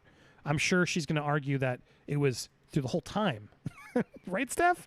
I'm sure there were going to be arguments that she was... I mean, we have accusations right now that Lynn Spears, her mom, crushed a pill and put it in a drink so she could be forced into the rehab facility. So, I mean, I don't know what he's thinking or worried about. There's so many issues of this being misabused that I don't know why he's so hung up on this. It makes no sense. All right, going through the next one. Miss Spears' medical expenses are not even paid directly by the conservator. Rather, they are paid by Jody Montgomery. Like, why? That doesn't make any sense. He's the head of the money. Mr. Spears is required by court order to provide $10,000 every month to Miss Montgomery to pay bills for medical services on behalf of Miss Spears. If that amount is insufficient, which it has been, Mr. Spears is required by the same court order to send whatever additional amount she requests, and Miss Montgomery in turn makes the payments. Mr. Spears does not have control over any of his daughter's medical expenses, including the details or purpose of the underlying activities or treatment. Yeah, I'm going to call bullshit on that. I don't buy that. Because he can, I'm sure, at any point ask, why does this cost so much? Because he's in charge of the money. Well, wait a second. Why do you need more money? Can I see with a breakdown of what you bought? Anything that he bought, and I wish Christopher here was asked, but I imagine, I'm going to guess he would agree. Anything he wants to find out or invoice, he would be able to get. Any accountant or auditor would be able to get that. If he's in charge with the money, it all goes up to him, and he can always ask. Do you believe Jamie wasn't asking? I believe that he wasn't asking. I believe that he automatically got them as head of the money. Yeah. You know, like, I'm just for argument's sake, it's a little bit orange and apples, but there is a little bit of a comparison. I'm treasurer of a charity over here in the UK, right? And I don't ask for invoices. I get them because I am in charge of the charity's money, right? Right. He is in charge of the conservatorship money. Dude's not asking for the invoices. He'll be getting them every single month. If anything, one thing we can rely on when it comes to this man is that he is focused on the money. Money, money, He money, can go through everything money. like a fine-tooth comb. Yeah, it's true. Yeah. It is true. Yeah, he's focused on the money. I don't believe for a second he wasn't asking questions about the money. This idea that he was like, whatever, I'm not paying attention. And that's the thing. If he wasn't paying attention, then he was doing a bad job. He was, bad at his job. Is the other thing we have to keep in mind, because it's like, dude, you're in charge of the money. Ask about the money then. All right, so he's just making excuses here. As discussed next, there is another reason why Lynn's argument equating payment with complete knowledge is wrong. Mr. Spears had to step away from handling Miss Spears' personal medical matters during the time of crisis due to his own serious, life-threatening medical issues, of which Lynn is well aware. During that time and to this day, Jody Montgomery stepped in to handle Miss Spears' care and medical treatment. Contrary to the Lynn's testimony, Jody Montgomery, not Mr. Spears, handled Mrs. Spears' care during the time of crisis. Sixth, Lynn wrongfully claims that Miss Spears... okay, this is the life-threatening thing, yeah. Okay, time of crisis, in particular, Lynn Spears, again, this is not true and shows an ignorance of the facts. Mr. Spears went to the hospital for... This is the time range. November 2018, he went to the hospital for a significant health issue that included a major life-threatening surgery. He was not released from the hospital until mid-December 2018. So that's a month. In March 2019, he was again hospitalized. Okay, so he was in for a month, and then he went back in again. Between December 18th and March 2019, he had to focus on his personal recovery, and so he delegated his powers to Miss Spears' medical care to Jody. So now he's doing it to medical care. He's acknowledging... he's acknowledging that, yeah, they could do it. Well, what medical care were you doing? His powers and duties. I thought you weren't doing that much, just cashing the check. Just cash a few checks early. It is what it is. Between December and March, he had to focus on that, while Miss Spears was generally apprised of Mrs. Spears' situation. Oh, so now he's even acknowledging he was apprised, as we said. It was Jody Montgomery, Dr. Benson, and other medical professors with the ongoing approval of Sam Ingham who handled her medical care during this time of crisis. To that extent, to the extent that Miss Spears is upset with being admitted to the treatment facility, her medication or her specific treatment plan, she's directing her own anger towards the wrong person. At present, it is unclear whether Miss Spears knows or remembers the extent to which Oh my God! You see what he just did there? It is unclear whether she knows or remembers the extent, like she's crazy, she has problems, is what that implies to me, to which Jody, Sam, and the medical team were involved in everything she complained about. Yeah, look, they're all guilty, Jamie. I mean, they're all guilty. I don't disagree with you, but you were the guy who stamped the checks. You were at the top of the list of who's guilty. So for you to, call him out as guilty, but then you're fine. I mean, I'm glad he's calling him guilty, right, Steph? That's good. It's good to a certain extent, but we have to remember that at the end of the day, who made the move to put Britney in this gilded jail cell in the first place. Lou Taylor, Jamie, maybe Kevin Yeah. Federline, still up in the air. Yeah. But a father and Lou Taylor, without Lou Taylor could have tried all day long on her own. It was never going to Allegedly. happen, right? But with the father involved, yeah, that was definitely then going to be rubber stamped at that point. There was more of a chance. So he was the one ultimately that was the catalyst that started this whole nightmare for Britney for the past 13 years. And it is absolutely pathologic and ridiculous that he's blaming everyone but himself. It's nuts. It is indeed nuts. Indeed nuts. He doesn't want to take any blame. It's true. No. All right, so now she goes into the microscopic control throughout the conservatorship, time of crisis. Again, this is not true. It shows an ignorance of the facts. Lynn, again, in November. Oh, wait, sorry. I did this part. Here we go. 7th, Mr. Spirit, Jamie. I'm going to try and do Jamie and Brittany because I don't know why they didn't just write it that way. Jamie for relying on various members of Brittany's household staff, care team, and security to stay informed of Miss Spears' activities. Lynn argues that such scrutiny is exhausting and terrifying, like living in custody. The reality is that Miss Spears, Brittany, is under a conservatorship, which means she is under the care and supervision of others, personally and financially. Yeah. I mean, he's just saying, look, the reality is what it is. So that was hard to argue. It's probably the only point he's made that's true. The question is, she shouldn't be in it. Why is she in it? But it's the one I'm like, can I find fault here? No. It's the one time I'm like, all right, I guess technically he's right there. Lynn's argument again shows her ignorance of the duties and responsibilities that Jamie has as a conservator. Jamie did not and does not scrutinize Brittany's every move. Brittany comes and goes as she pleases, but Jamie and the rest of the team of professionals must remain vigilant on a daily basis in this conservatorship because problems can arise at any moment. But wait, I thought you were, when you leave, you're not responsible, I thought, right? He wants to have it both ways so many times throughout this document.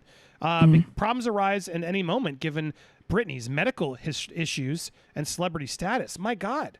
So he's acknowledging how troubling Brittany is because she has so many medical issues that just happen like that, guys. And he has to be available always, except for when he's in time of crisis.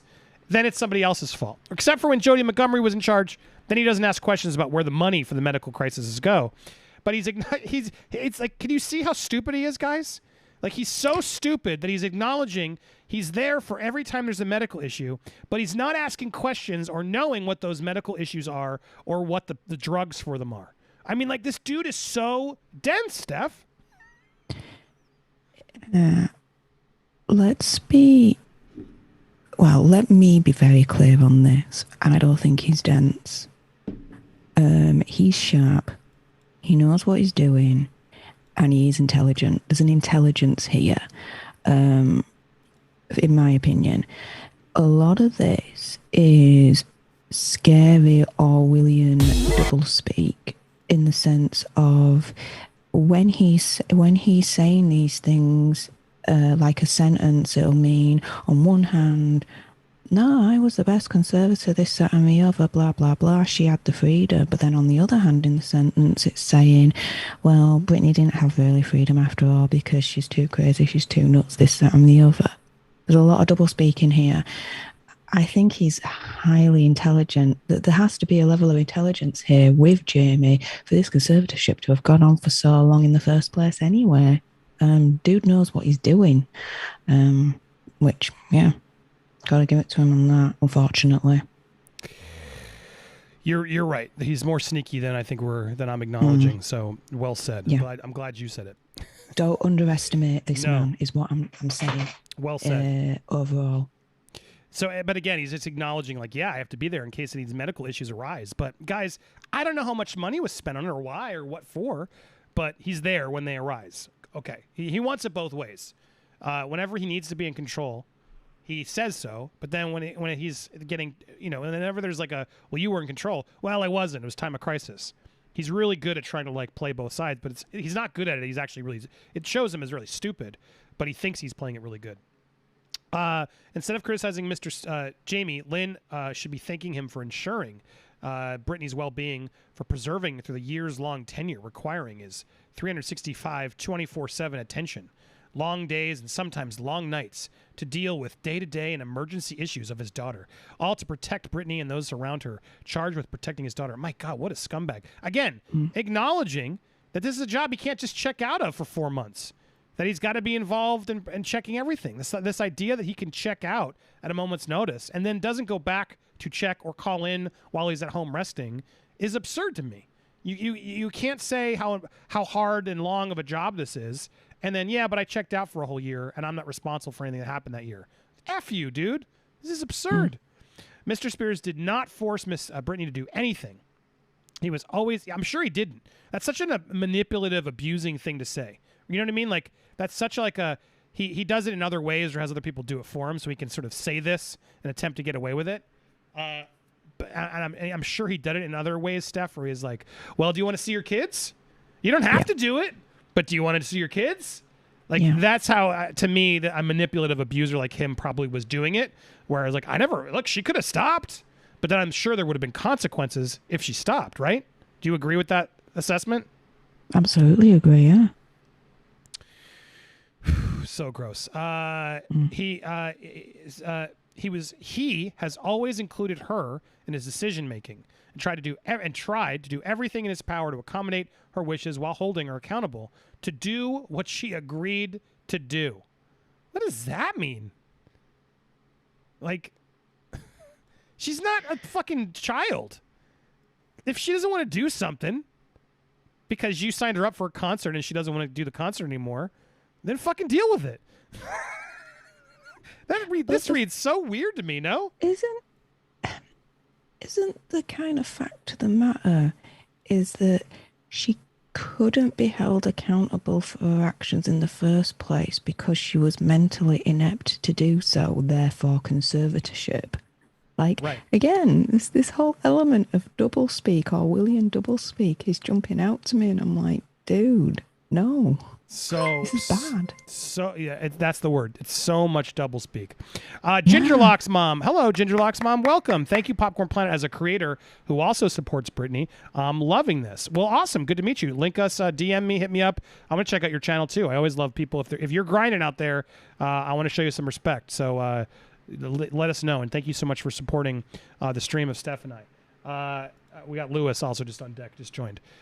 Hey. So Lewis, my other buddy from Nerd Report. What's up, Lewis? Is in the building. Hey, how's it going, everyone? Stefania in the house. Woo, you're louder. Hello, Lewis. Hey up. There it is. Yeah, hey up.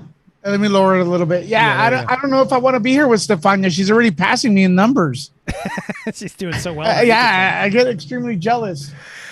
Well, we can never be jealous. Only happy. No, it's okay. You know what? If you guys join a channel, as long as they're better than me, and Stefania and Andy are definitely better than me, I'm good. She's pretty good. She's pretty good. She's great. She's great. I gotta say. I'm all right.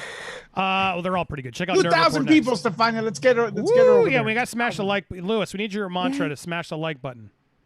All right, guys. What are we at right now? We're at 787 likes. I don't know why it's so low. It should be at 2,000, but let's go for 1,000, baby. Like, can we do 1,000? We're like, what, 200 and let me count real quick. Do I have good math?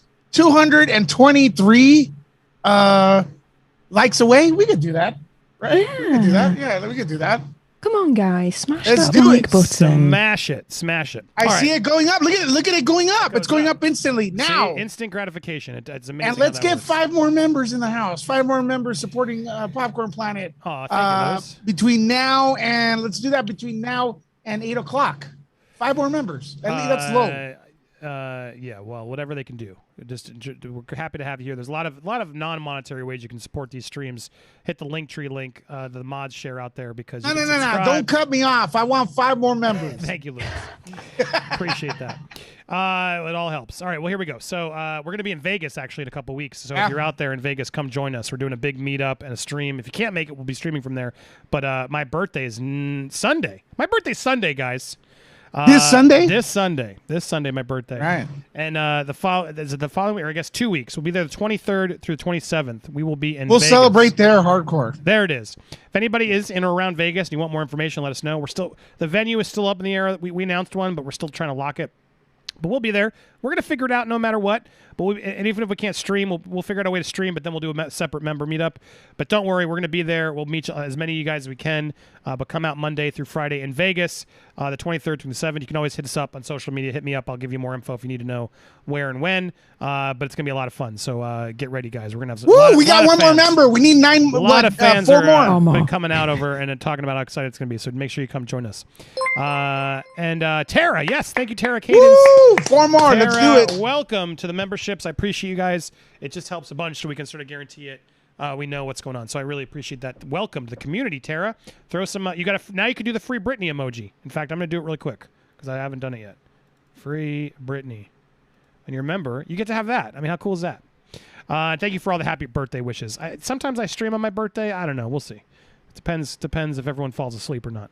I got 3 kids, so it depends how tired we are. But I may celebrate with you guys. We'll see. We're doing it sort of tonight. Cheers. I was hoping this would be a birthday celebration stream, but then Jamie had to make it shitty. All right, well, back to the tea. Here we go. Instead of criticizing Mr. Jamie, Lynn should be thanking him for ensuring him all this. That's where we left off. He did not force her, but then we got to this part here where it's like, this is so weird. He tried to do everything in his power to accommodate her wishes while holding her accountable to do what she agreed to. Chat, can you echo? Like, that reads really controlling and fucked up. Is it just me? Throw a 1 in the chat if you're like, or a free Britney emoji if you're on the same page there, because that feels really, really effed up that he thinks this is a positive for him. I tried to keep her accountable for what she agreed to do, an adult that can do whatever she wants. This just implies she was a cash cow. She had to go make more money for us and do her job. I mean, honestly, she didn't have to do shit. It's her money. It's her name. It's her brand. I'm sorry. If she wants to sit at home and eat potato chips, she's allowed, Jamie.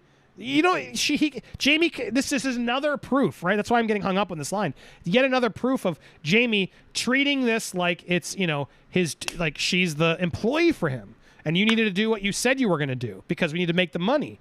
No, you don't. You need to do whatever makes her happy. Whatever keeps her mentally safe. That's what you got to do, Jamie. Like, the fact that he still doesn't see this is so upsetting. It's so effed up. He's so... Lynn had only limited involvement with Mrs. Spears' life the last 13 years. She had no parental role in her life for decades. I mean, Jesus. This is like Jamie's going scorched earth to burn her. Nor has, because he's clearly hurt that Lynn turned on him. Nor has Lynn had any part in helping her daughter throughout the conservatorship. Yeah, because you probably blocked her out. But no, that's not true. You helped pay for her whole... We'll get there, guys, if you're tuning in late. He ended up paying for everything. Thus, Lynn does not have personal knowledge about the current state of the relationship between Miss Spears and her father and the recent history of that relationship. Therefore, Lynn's allegations in her declaration are without foundation. Jamie has not coerced Brittany to do anything. By her own admission, Brittany is strong and stands up for what she wants. Yeah, this is the first time she's ever been able to do that, Jamie, you crook. Jamie had tried to do everything in his power to accommodate Brittany's wishes, whether regarding her personal life, family, or career. Is the IUD? Was that something to protect her family? Good job. It's disgusting what you did. While fulfilling his duties and obligations as conservator, protecting her from others seeking to take advantage of her, and ultimately looking out for Brittany's best interests. No, your best interests. And anybody who came in had to be out through your watch because everyone was out to get her. Everybody who came in, unless you approved them, was out to get her. That sounds so shady. Sometimes that has meant telling Miss Spears, as an adult, she must follow through on agreements and promises she makes. Whether it involves her medical care, career, or personal life, this is no coercion. It is the type of good advice that a conservator or father must give. And see, right there, to me, this sums it all up. I don't think you can be a conservator and a father. I just don't think you can. And, at a certain point, a father can say whatever he wants, but an adult daughter or son gets to choose what they do or not. You know what I mean, guys? And at a certain point, the conservator isn't there to decide what the daughter is supposed to do for the financial gain of the brand. At some point, the conservator needs to stop being a aggressive stage dad and say, you know what, Brittany? Let's not tour Vegas. Let's take a break. You're right. You know what? Calm down. Go through some rehab. See the kids. You don't need to work right now. You don't need to make another album. It's fine. We have enough money. We'll make it work. Like, that's what a good person would do, right? That's what a good father or a good conservator would have done. I mean, Steph, am I crazy in that? Like, do you see this conflict of interest of him even putting it in words? The good advice that a conservator or a father must give. He's lumping them together like, well, a good conservator is just a father. And that's where I think he's losing weight. What do you think of that? I do definitely think that there is a conflict of interest having a family member as a conservator. As a conservator, you have to be emotionally detached in order to make the best decisions for the conservatee. So he automatically, in my mind, is disqualified from being a conservator. The other thing as well is his standing of being a ethical conservator in the first place falls down in terms of being seen as, quote unquote, a good person, a good role model to be a conservator. It's not like I'm using it against him as such in a way, but he has had a history of alcoholism. So there is an element there as well of, well, why did the courts think that he was such a good person to be a conservator in the first place when A, he had the emotional attachment because he's the father, and B, he had past substance abuse himself. So yeah. He's gross. Yeah. He's gross. He's gross. He's gross. He's gross. He's gross. All right, we're back to, let's check out this part. Chat, I'm curious what you think of that too. Lynn's claim that Mr. Spears cannot put his daughter first is ludicrous.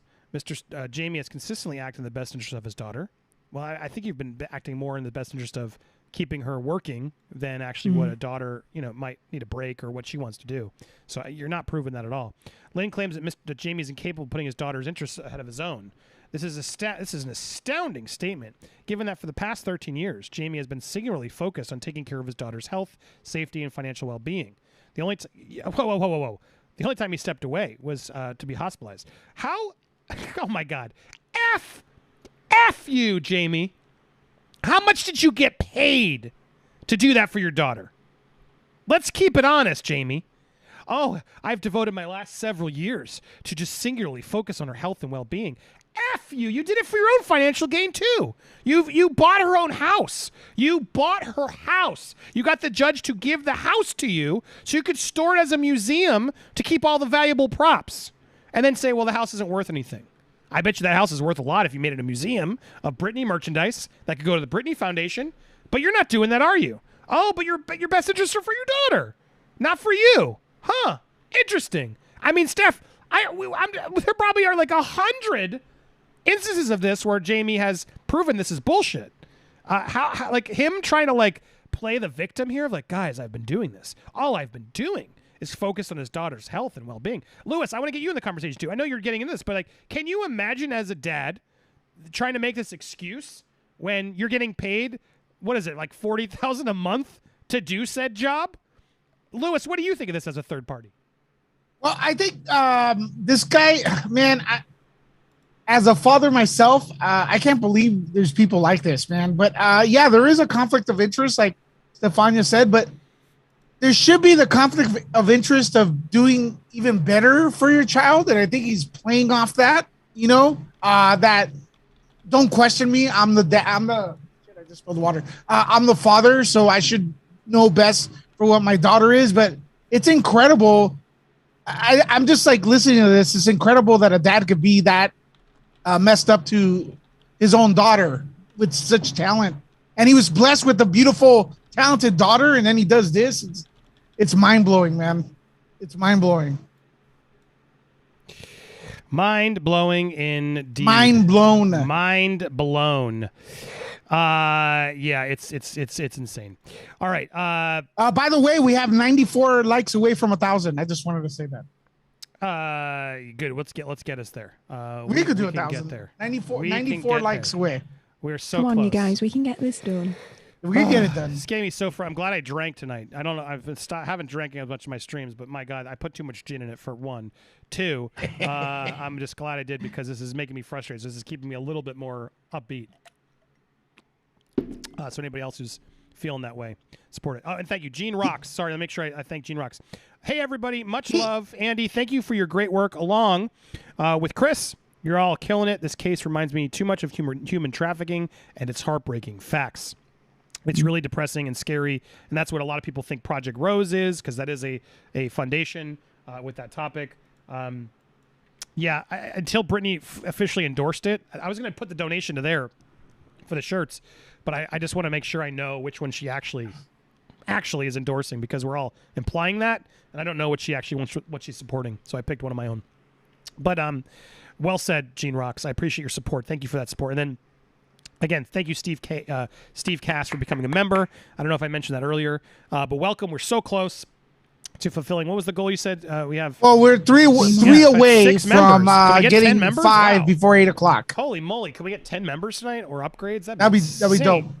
Be insane. When we have these big, when these big topical things happen, this is where we get a lot of support. So I'm appreciative. Subscribers, whatever it is, this funds us for the month. So thank you, everybody who's been so generous. It really means the world. I honestly think, you know what? You would think that the father or the mom would be looking for the best interest of their own daughter or child. And that's the position like he's trying to take, and then he's betraying everyone's trust. Andy, you as a father, you would never think of like using your kids for financial gain like that, would you? I mean, no one really does. No, it's astonishing to think about it. Stupid question. Who could? No, yeah. I mean, I'm just throwing it out there. No parent would do that in their right mind. This guy's nuts. Yeah, dude. I sorry. I had a question. Bunda just sent a thing, but before I do answer you, Bunda, I'm checking something. I'm gonna address you. Don't let me, Steph. Don't let me forget Bunda's thing. I know what he's talking about. But hold on, Bunda. There's a better. Bunda's trying to troll us. If you wait with me, it'll be even better. Hey, look, we're 42 away from hitting 1,000 likes right now. 42. Yeah. Anyway, thank you for that, Bunda. But hold on, before I read it, give me a second, because I was supposed to debut something tonight. All right, but I want to go back through this while we're waiting. Because there's so much in here to digest. Because we didn't even read it as closely as we should. So he's totally putting his best interest above Brittany's. That's undoubtable. And he's so full of shit. And Mr. Spears' history of admirable service on behalf of his daughter is not argument but fact. The court has seen this firsthand. The court, together with comprehensive, dedicated, and study assistance of the probate court investigator, has scrutinized and approved Mr. Spears' actions each year for the last 12 years, and sometimes more frequently than annually, without any objection from Ms. Spears or her former court-appointed counsel, except for the pending 12th account. So not only has the court scrutinized Mr. Spears' action, but so did Brittany and her former court-appointed counsel. If Lynn claims that Jamie had acted in such an awful manner, the court would have heard about it. In stark contrast, it appears that Lynn is the... So, hold on, it's legalese. So this one's basically saying that Jamie's service on behalf of his daughter is not argument but fact. His admirable service, no, it's not fact. But I guess it's true because the corrupt court, in a way, has sort of allowed him to do it, right? It's how I'm taking this. So he's basically acknowledging, because the court hasn't said anything, he's in the right. And scarily, so it's a good point, right? But the reality is we need to take down and find out what happened with this court system that allowed all these things. Her court-appointed counsel, blah, blah, blah, except for the pending 12th account. That's the money he's talking about. In stark contrast, it appears that Lynn is the one who is incapable of putting her daughter's best interest. Lynn has not been involved in her daughter's life for most of the past 12 years, despite their estranged relationship. The conservatorship estate, during the entire duration, has paid and continues to pay for the mansion in Louisiana where Lynn lives, including all of the utilities. And my God, why did he say this? This is unbelievable. Unbelievable. He's now admitting, if you guys are tuning in late, this is the most daring that Christopher, earlier our lawyer, pointed out. He's saying, yeah, well, the conservatorship estate paid for her mansion in Louisiana, including her utility bearers, weekly maid service, and all maintenance, totaling upwards of $150,000 per year, and to date, nearly $2 million. Now, what's so after this, he approved it. He's responsible for this. And I'm so glad Christopher pointed this out as much as, because it's like, what on earth? Why would he think this is helpful? Sure, he's throwing Lynn under the bus, but he was responsible for these payments. This is like flabbergasting to me. It's like insane. Steph, can you believe this? Unfortunately, yes. It is insane. It is nuts, but yes. But again, here we go again with the double speak. If there is such an estranged relationship, why is the conservatorship funding Lynn's life in the first place? Her house, her utilities, a freaking weekly maid service. If there's an estrangement, then how can this conservatorship actually justify this huge spend in the first place? At $2 million that she's admitting, yeah, we paid for Lynn's house and her fees. $2 million worth. Yeah. So we did it. What are you going to do about it? Look, I'm going to actually estranged from Brittany. I think I'm going to trim this portion of the show. I want to trim because I want to make sure some of this gets out there. We're going to go a little longer, so don't go anywhere. There's some members I got to thank, some other things coming in. We're going to finish this document, but I'm going to do a couple other videos to point out what I just said. But to those of you who watch, thank you guys so much for watching. I want to make sure I trim this. I might even actually trim it earlier to when Christopher left. But thank you guys so much for watching. If you want to watch the full stream, you can always become a member again. All those members tonight, thank you so much. Hit the join button. You can always catch the full replays if any of these member streams end up going members only. The reason we do that is because sometimes my other videos get punished if my longer ones don't get later, and sometimes it's hard for people to see a 3-hour stream and click on it and watch it from the algorithm. So it's just a way to sort of try and work with what YouTube does. So thank you guys so much for became members. If you haven't already become a member, please do so. You'll see some videos here, my end card potentially. Thank you guys so much for watching. Okay, that's what I'll trim. I'll trim it for the sake for everyone's watching live. What is he doing? I just trimmed this part, but we're still going. We're not done on the live video. It's part of my members only section. All right, so guys, continuing this because I want to get through it all. I still can't believe he admitted this. Furthermore, it was Lynn, not Mr. Spears, who exploited their daughter's pain and trauma for Lynn's personal profit by publishing a book about their daughter. The book resulted in a lawsuit filed by Osama Sam Lutfi, and Miss Spears, Brittany and Lynn and the conservatorship incurred significant legal fees to resolve it. This idea that Jamie wasn't involved or approving that is also absurd to me. Because again, he would have had to approve this fight for Jamie to go, for Lynn to do. And it's like this weird thing that he's like sort of saying, yeah, you shouldn't have written that book, and called him out with the lies. I mean, it does really feel like he's acknowledging that Sam wasn't lying. That we had, because they had to settle. It was a lot of fees to fight him, and they didn't have to fight him. They chose to fight him. And this idea that Jamie, head of the money, didn't make the decision to fight him is so offensively absurd to me. Steph, do you have thoughts on that? I don't think from like a legal standpoint here he is actually admitting fault with Sam Lufty. He's just turning around and saying, look, we had this issue with Sam Lufty and the conservatorship paid the legal fees for it.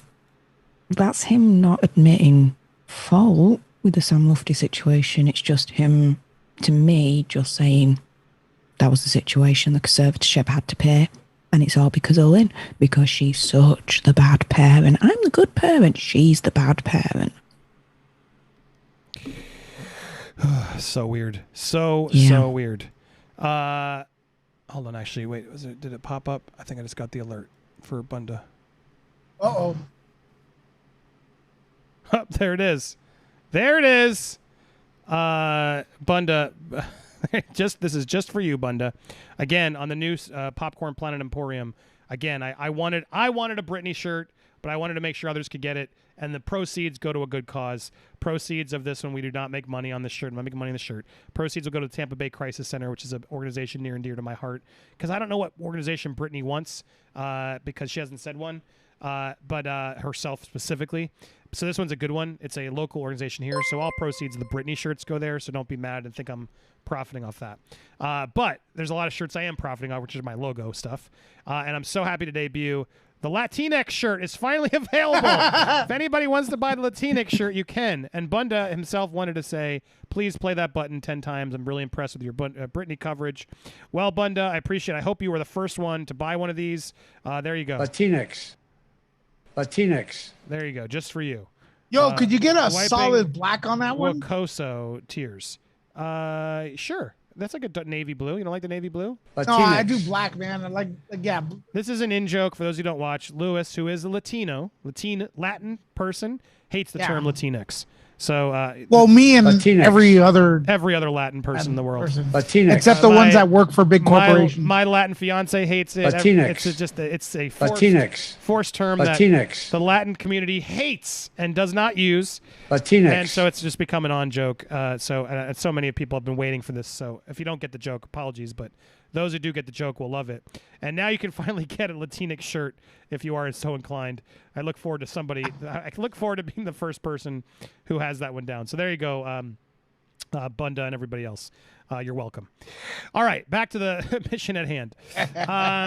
So here we go. The court must rule based on historic. Oh, and also really quick, there were a couple more members. Ansley, thank you so much for becoming a Popcorn Planeteer.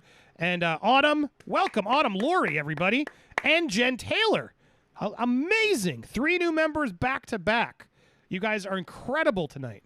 This is incredible. The support I'm getting tonight is so amazing. I'm so in debt. One more before 8 and we reach the goal. Yeah. One more before 8. I'm so grateful to you guys. It really does keep We've this going. just got it. We got it? Did we get another one? There we go. Jen Hamilton became a nerd warrior. Nice. She's not even level 2. Woo-wee. Jen Hamilton. Bravo, all of you guys. Jen Hamilton, Ansley Doval. I'm sorry if I'm saying that right. Ainsley? Ainsley. I hope I said that right. If I'm saying it wrong, tell me on social media and may be mad at me. Autumn, Lori, Jen Taylor. Holy moly, you guys, that was amazing back to back. Thank you, Matthew. Everybody throwing those popcorn planets in the air. And yeah, Paul, I noticed you discovered it. There it is. That's the Latinx emoji is there too. I added that the other day. Now you can see the Latinx emoji is also there as well for anybody who wants to. And right now it's all about the comments area. We want everybody to their input, see what they think of this situation here. These are Britney also Spears. These tissue boxes can also be used for Jamie. Okay. Gene Rocks, I want to stay, but I'm falling asleep. I hear you. We got what time is it there? You're in another country? I'm sorry. It's still 11 here, so we got and if you're on the West Coast, it's still early, so we go a little longer. If you remember, which it looks like you aren't, Gene Rocks, you can watch the replay later. You can be the last one. I appreciate you guys either way. Latinx. All right, awesome. Thank you guys. Sorry for the fun delay. The community mentions. Usually that's all we do is just F around and talk about stuff. But we got another one. Thank you, Angel. Welcome to the community. Amazing. Now you get awesome. Throw those free Britneys in. Bam, bam, bam. There you go. Thank you for supporting, guys. It's so incredible. I'm so I just. It means a lot. I promise it means a lot. So thank you guys so much for helping and supporting like this, because it keeps us going and empowers us to go, you know what? There are people who care, who are watching, who want to keep the reporting going. Yeah, and because of you guys, I just want to say on a loop at my house, all I'm like, Will I Am in Britney, bitch. Do. I'm like dancing all day to that song now. I'm obsessed. Oh, yeah. There's so many songs, Lewis. I mean. No, I like that one the most. Favorite Britney song. Oh my God, I want to just do that next. But hold on. All right. Yeah, there's plenty to talk about. And there's actually some movie news I did want to try and get to.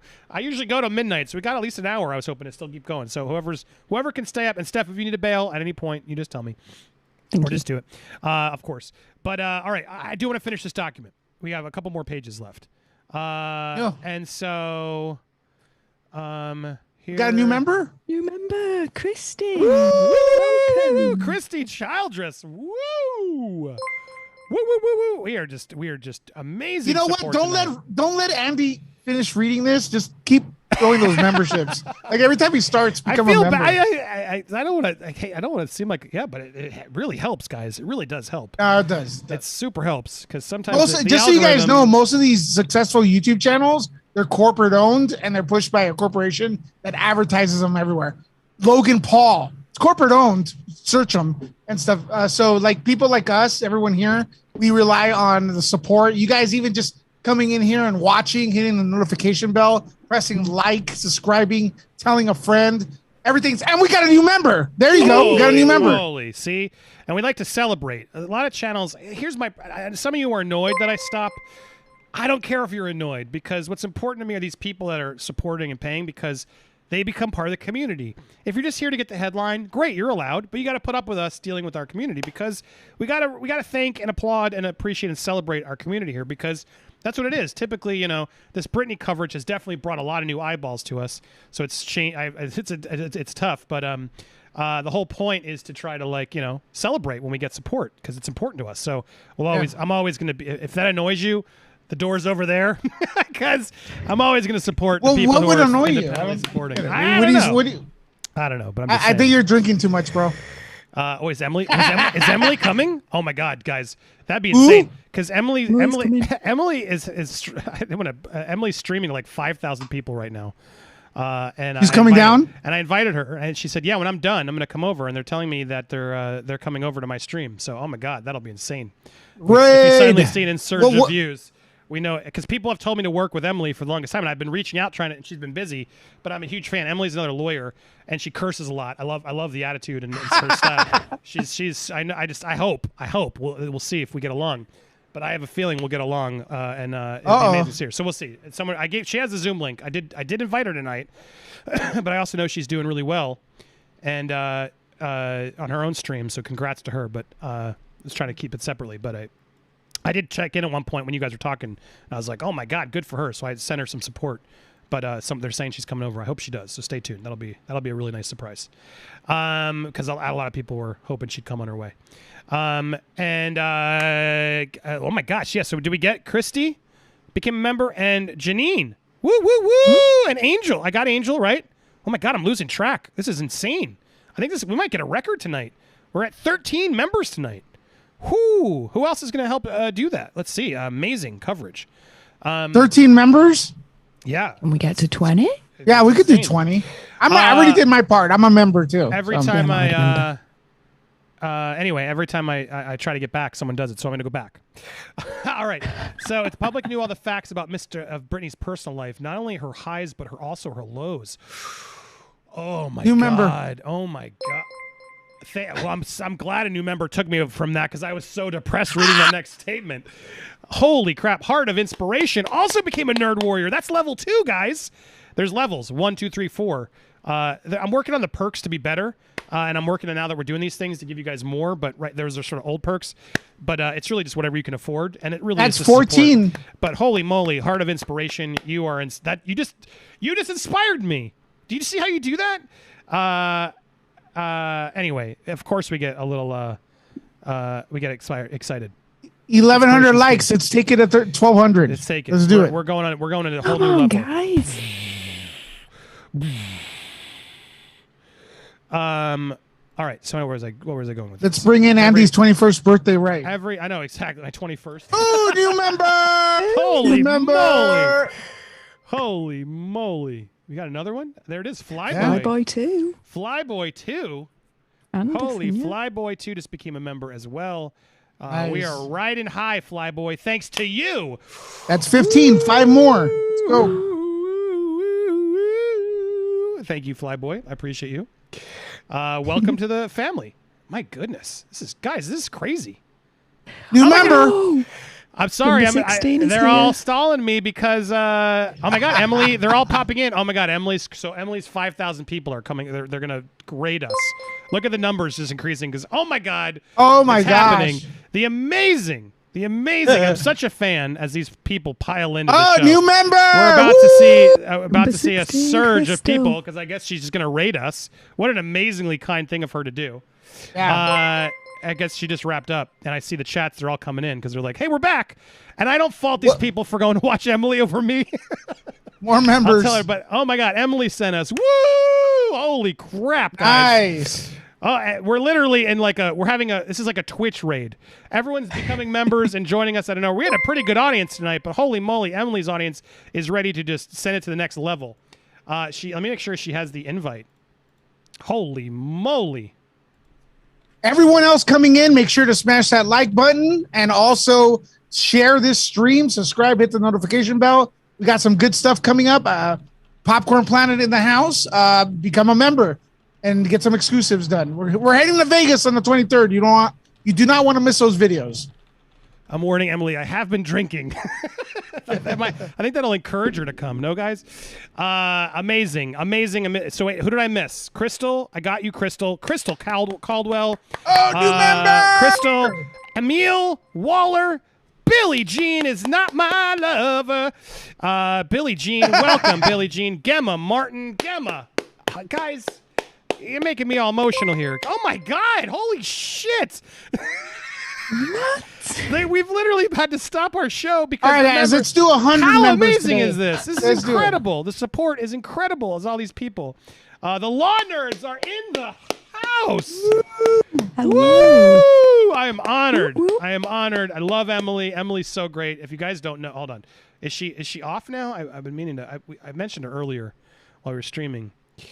But if you guys don't, I hope she has the link. I hope she's coming too. Either way, I know she just streamed for a while, right, guys? Sorry, we were streaming too. I had been in talks with Emily because I was like, dude, we got a party tonight. And then she's like, I had a kid thing and I got to stream and then I'll try and hop in over after. I was like, cool. And I was like, oh, I think we're competing, but do your thing. And I checked in at one point. I was like, oh, she's going to crush me, but good. As long as the story's getting out, I don't care. But anyway, so if you don't know Emily Baker, all her fans are coming in. Holy moly, and all these people are just becoming Popcorn Planet members as they're here. Emily is such an amazing, awesome lawyer, breaks the shit down, and she's so fun. Her energy, her coffee and cursey words. I've been trying to catch as much as I can, but I really appreciate her energy. She's just a more fun lawyer than most. And so I'm a big fan of hers. You member. So I'm gonna get these members. Holy moly. But she just sent over she just rated us. Audience members are coming out of the woodwork and supporting, and we've just literally this raining memberships to come support our channel, which means the craziest. So I guess we are gonna have a party time.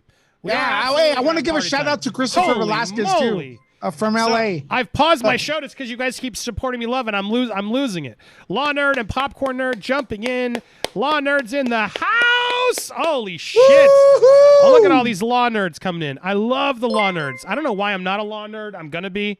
I love her community. It's so amazing. I pop in when I can because she educates me.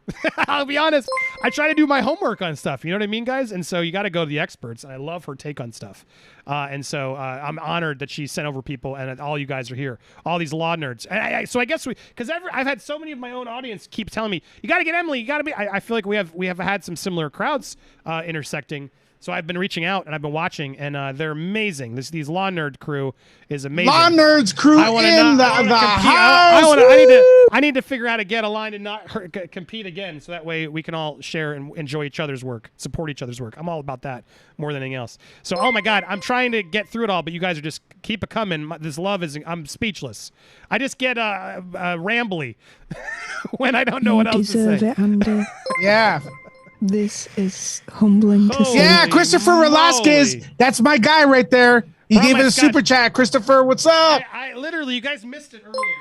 Law Nerds, we gotta hang out more because I got my frozen fireworks, and when I was ready to celebrate with my drink that's almost gone, but I added a lot of aviation gin, and this is a high proof. I was getting accused. There were a couple Karens in my stream who were like, Andy, you sound drunk. Calm down. I was like, whoa, you sound like Jamie Spears. Get the fuck out of here. I wasn't having it. Don't you dare alcohol shame me. Don't you dare. So welcome, Law Nerds. We try to have fun here, too. All right, I'm trying to catch up. Where were we? Holy shit. Oh, real quick, let's get the stream up to 1,500 likes. We do have a few people that have been trying to downvote us, and we're not going to let that happen. We're not going to give them 1% of this movement. So let's do it. 1,500 likes, thumbs up here on Popcorn Planet. Welcome everyone who's new, all the members. Again, this is not a corporate-owned YouTube channel, so this really helps. Thank you very much. Can I do something else since we're all here helping each other? You could do something else, yes. I like to help my friends when people actually are nice to me. So go support my friends. Steph the Alternerd is an amazing channel as well. She's here. She's out. I've just added in the Britney. It's late for her. She's done some Britney stuff, other fun stuff. But if you really want to go subscribe to something real fun, go support my friends because they're also amazing. They're here talking with me. But go support Steph. Because she's the best. Nerd. She sounds like an AS. I do speak louder on that channel, guys. Hold on. Let me tell this person that because we have a special guest joining our stream. Hold on. Here we go. She's in an ASMR voice because it's really late out there where she is. Yeah. But hold on. We have a guest of honor who's popping in. Oh, gee. I mean, I can't even process it. How does Emily do this every night? She's there. She's setting things up. But check out, and then while we're waiting for that, check out Nerd Report. Oh, there she is!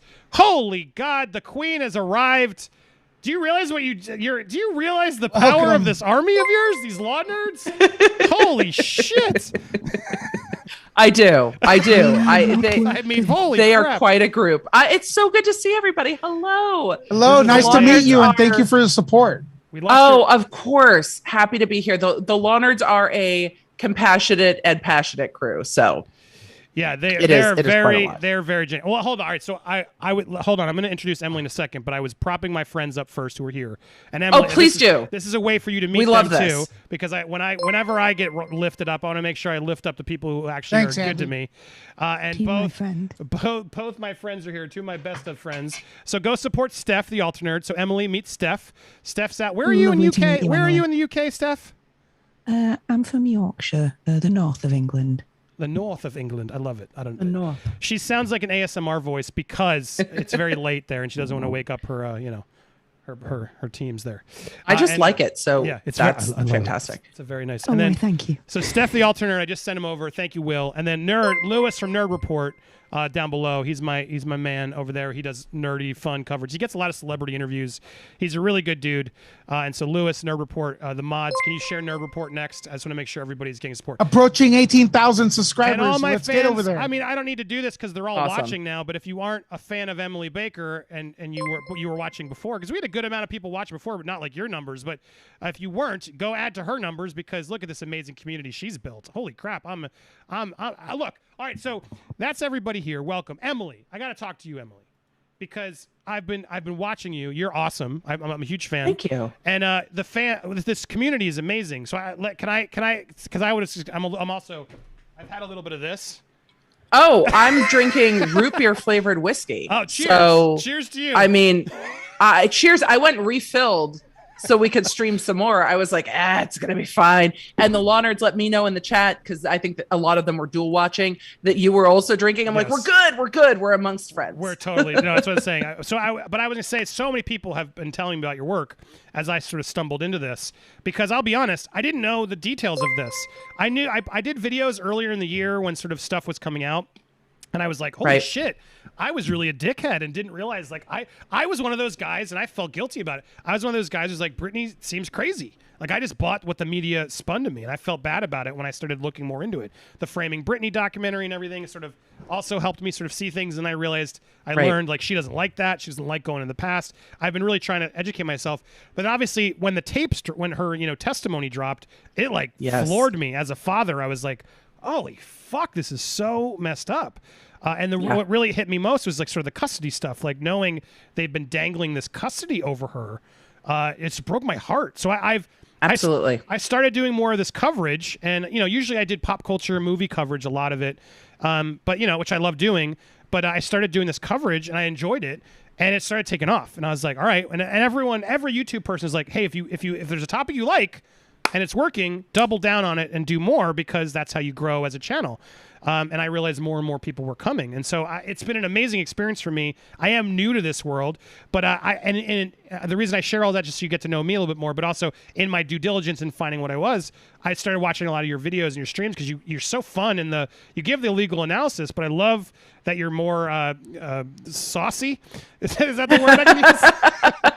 I mean, yeah, it's definitely legal with edge. And I worked in traditional law for over 10 years as a deputy district attorney. I've been a lawyer for over 15 years. My cat needs more attention than Gabby Hanna. It's ridiculous. It's so much right now. But I started covering this over a year ago on my podcast, and my podcast is in the news commentary category. It was more news focused and has shifted to be much more pop culture focused, because I find people can learn the law through the stories and personalities they either love or love to hate, without the kind of the angst and the anger that comes with like a political coverage or that kind of a coverage. And so I love pop culture. I always have. I've been following this conservatorship on my own for years because it was going on in a courthouse where I used to work as well at a time when I also worked there. So it's just been really interesting to follow along with this and then to cover it while breaking down the legal documents. And I try to cover most cases neutrally. I've been looking at this so long. I have very strong opinions about this. I'm not neutral on everything.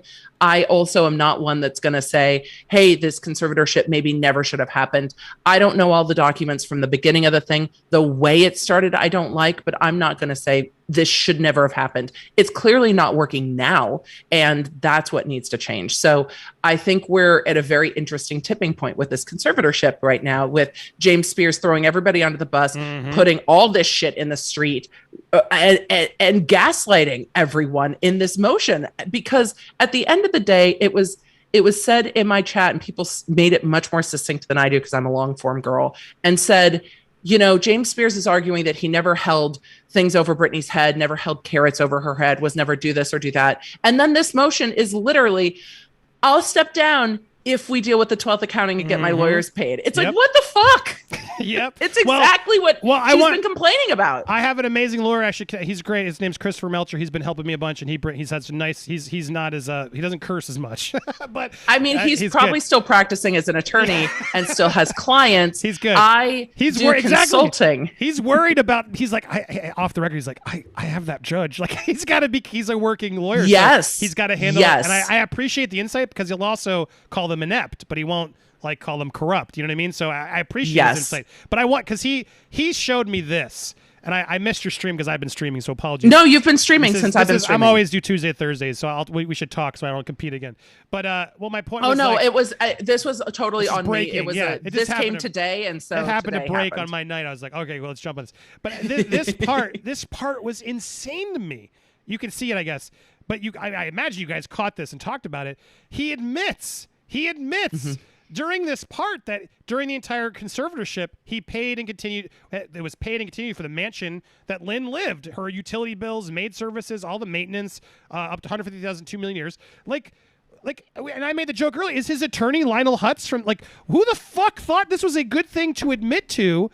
That he's acknowledging, yeah, we were totally just paying her house bills out of Britney's where they're funds. Trying to throw Lynn under the bus, but also it seemed from other statements that this is something that Britney wanted to do. She wanted to buy her mom a house and do these things. So it'll be interesting to see what Rosengart's response is to all of this, because man, oh man, they've been paying a lot through this conservatorship. They sure have. And when Britney said in court, I've been carrying these people on my back, she's not wrong. Right. So it's a little easier for me to be sassy. I did work in LA. I've since moved.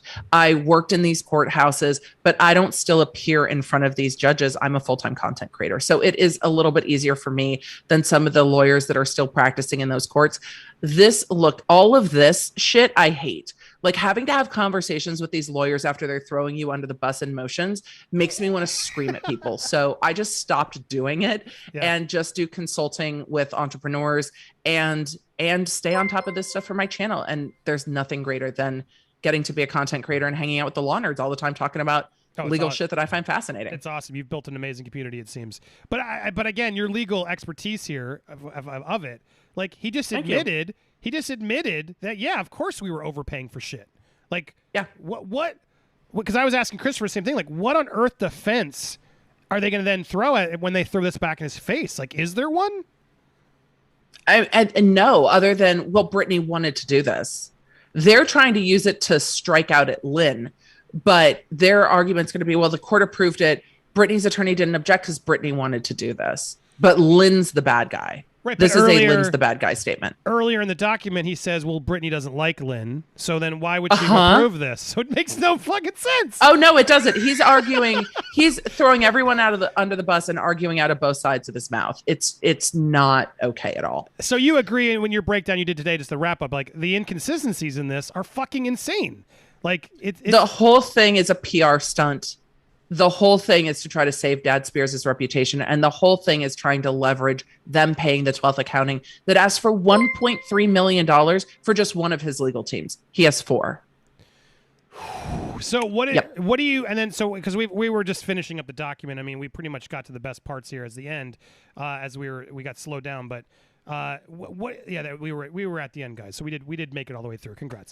But what do you think happens next? Like, do you think they're going to try and pay? It's okay. Christopher said also, like, about the guys, help me, Steph, and what's the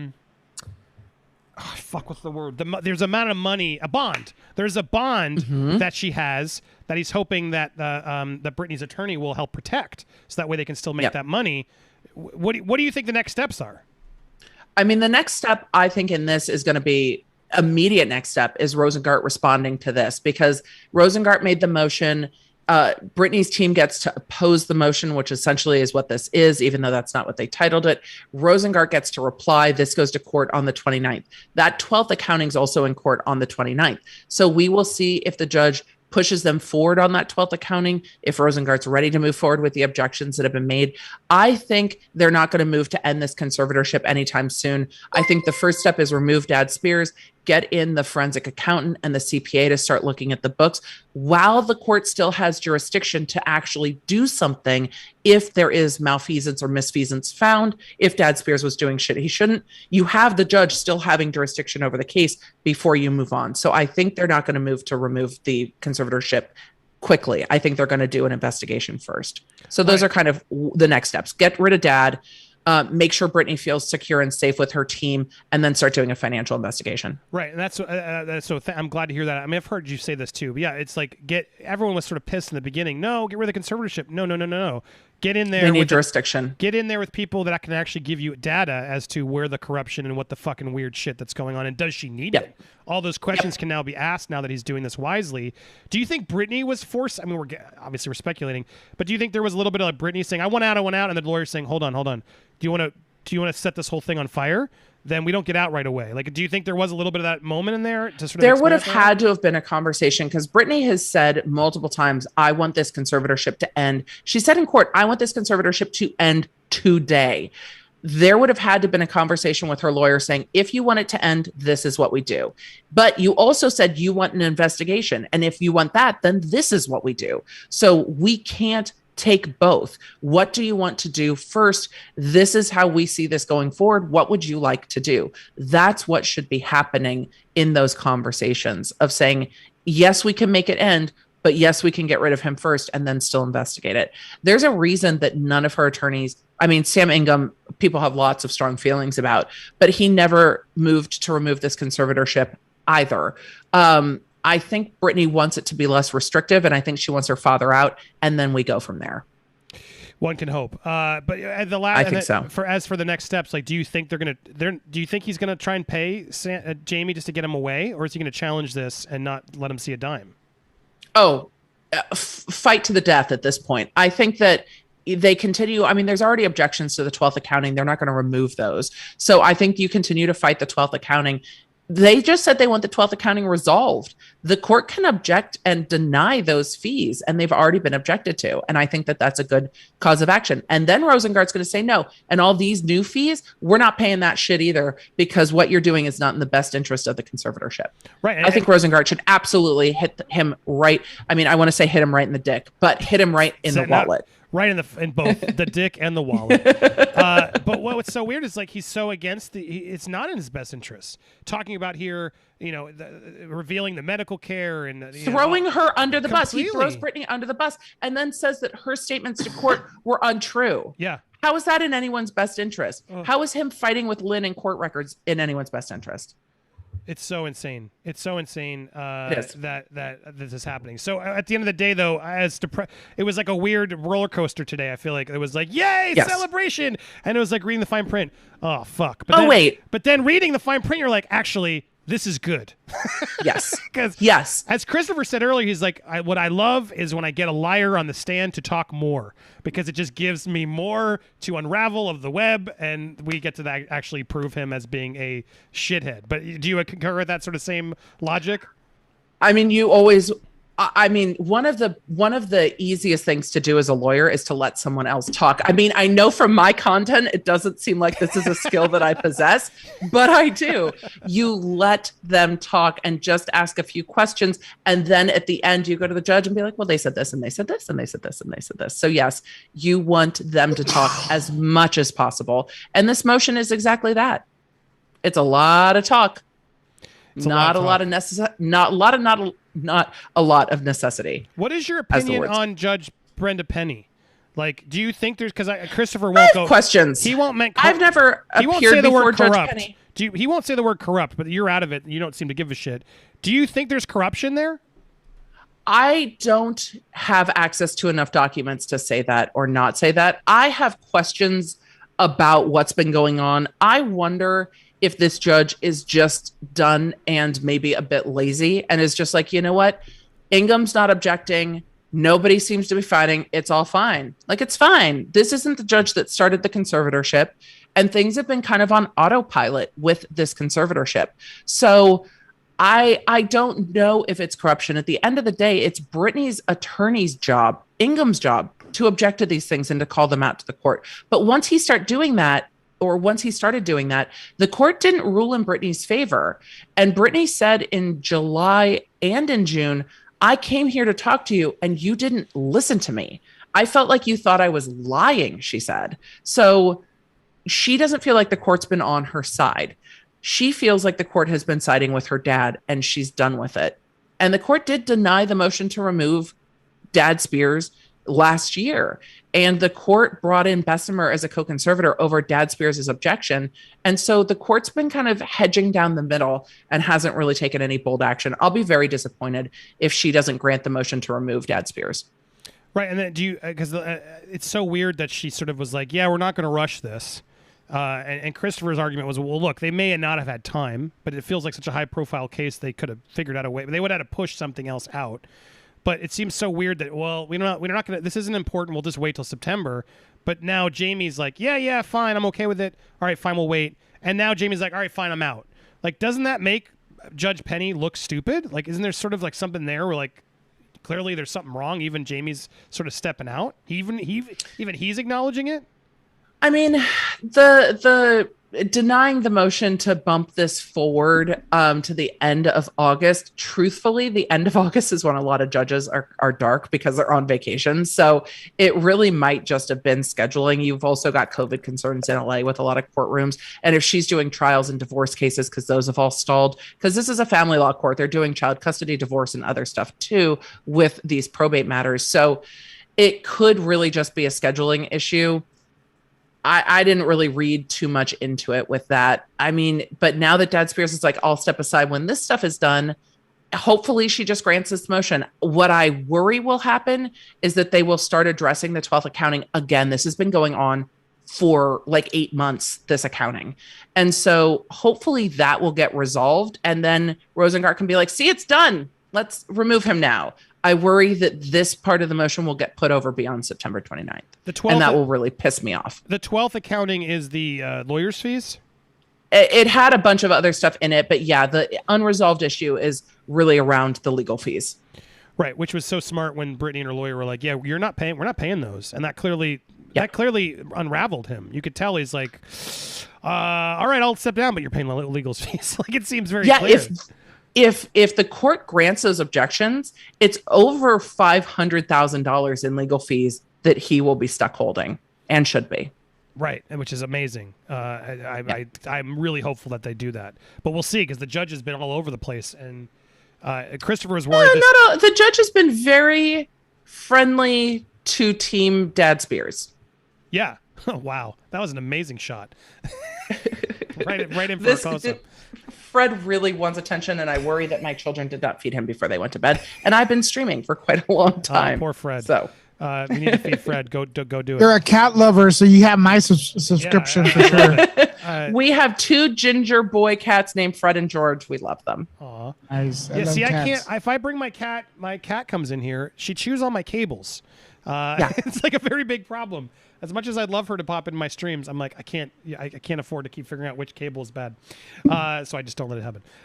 He climbs on me and my desk and all the things. He just wants to be all adorable, in my business while I'm streaming. Well, thank you. Yeah. It's been a long day. I've streamed a lot today, and he's just like, Mom, why aren't we hanging out? Yeah, Well, that's what cats do, though. When you want to give them time, they ignore you, and when you're busy, they come in.